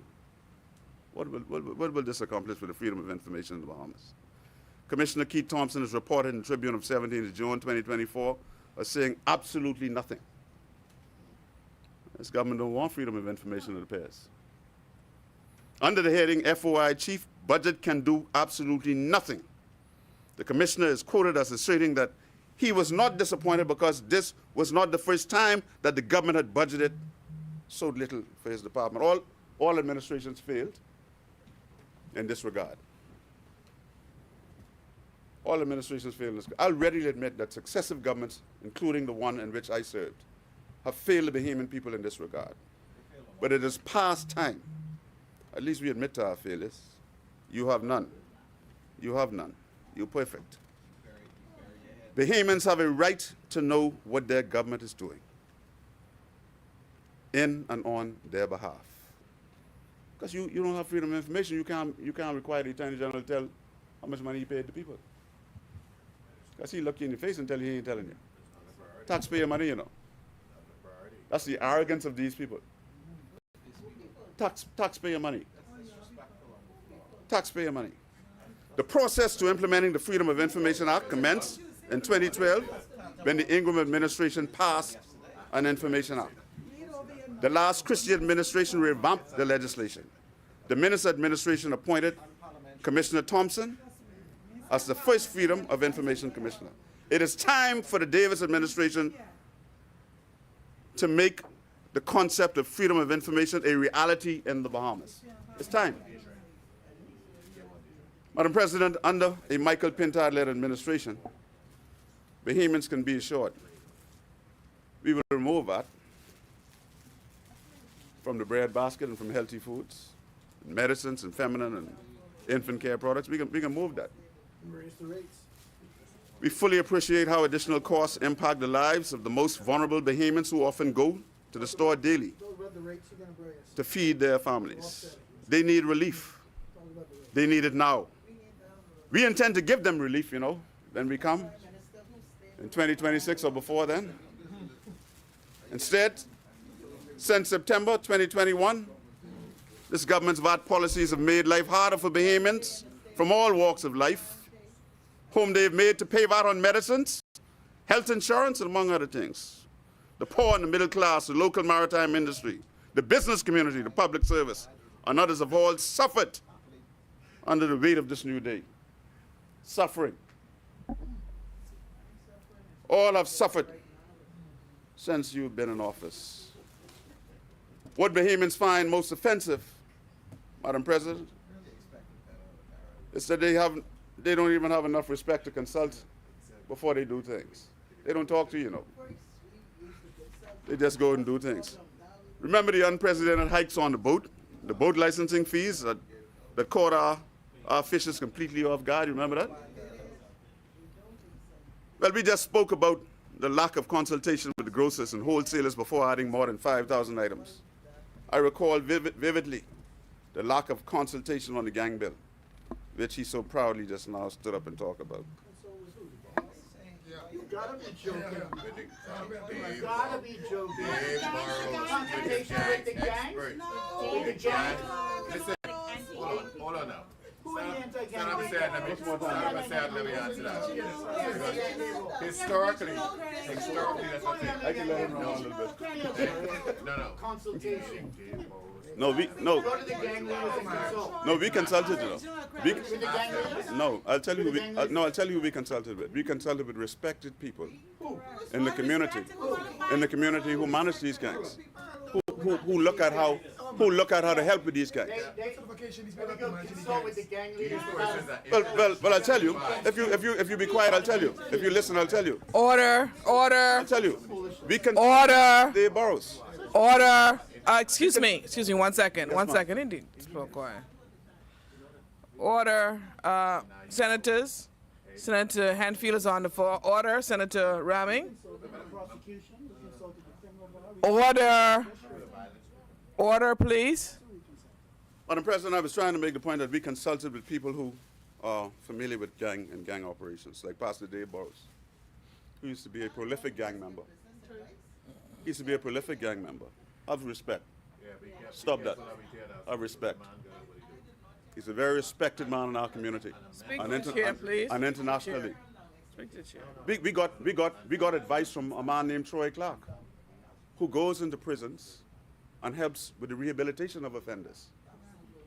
We spoke with the man in charge of the prison ministries, who encounter these people every day. They didn't speak to these people. If they did, it was only in passing. We sat in hours in consultation with them. And that's all people ask, you know. You don't have to do what they say, but listen to them. Madam President, I just got a call yesterday morning concerning the government's proposal to pay public servants twice a month. You know Valvita's out there? I'm advised that there was no consultation whatsoever with the public service, Okay. whose lives potentially would be upended by this move. I only could listen to what the public servants tell me. I stand to be corrected, but I'm almost certain that there was likely no consultation with the banks. Just listen to me. No consultation with the banks. And you know what happens at the end of every month in Bahamas? The once a month payment every month in the Bahamas. The banks are inundated, and you could hardly get in the door. So imagine what can happen every 2 weeks in the Bahamas. Every money ain't gonna be instituted. It can be spread out. Imagine what can happen every 2 weeks in the Bahamas. Did they talk to the bank's administration about how this would impact upon their resources? Did they talk to the public service and the unions about how some people today in the public service go home with stars on their paycheck because they're tapped out? They don't have any monies. They extended all their little monies. Have they talked to the mortgage people about how mortgages are going to be paid? Have they talked to anybody before they came to the House of Assembly and said that they're going to do this? Vote against it. That's all. Vote against it. Man, Russell, I expect you to help me. You're a union man, you know. You're a union man, I expect you to help me. Public servants, I'm told, Madam President, are anxious about this, and most of them live month to month and can barely manage to make ends meet. We believe this policy consideration deserves more consideration and thought before it is implemented. Madam President, before I take my seat, I want to ask the government about JDL. JDL, Madam President, I'm advised, is collecting government funds on freight that comes into the airport. As far as I know the law of the Bahamas, the Customs Management Act requires that the Customs Department collects revenue at entries to the Bahamas. We want to know, on this side, under what law is JDL empowered to collect government revenue? And if we could be told that, we'll be fine. Because we believe that JDL is an erroneous structure that usurps the authority of customs, and unless the government can justify its existence, it ought to be ceased. With those few words and thoughts, Madam President, I rest. I rest. Didn't say much. And one day, you know, I pray that the status quo will truly be changed for Bahamians. I pray that the status quo will truly be changed for Bahamians from Matthew Town all the way to Grand Key. Thank God for the PLP. That's what I heard said there. I wonder if all Bahamians saying that. The couple that voted. You always say second iteration of a minority government. Second iteration. May God bless the Commonwealth of the Bahamas and may God bless the people. I thank you, Madam President.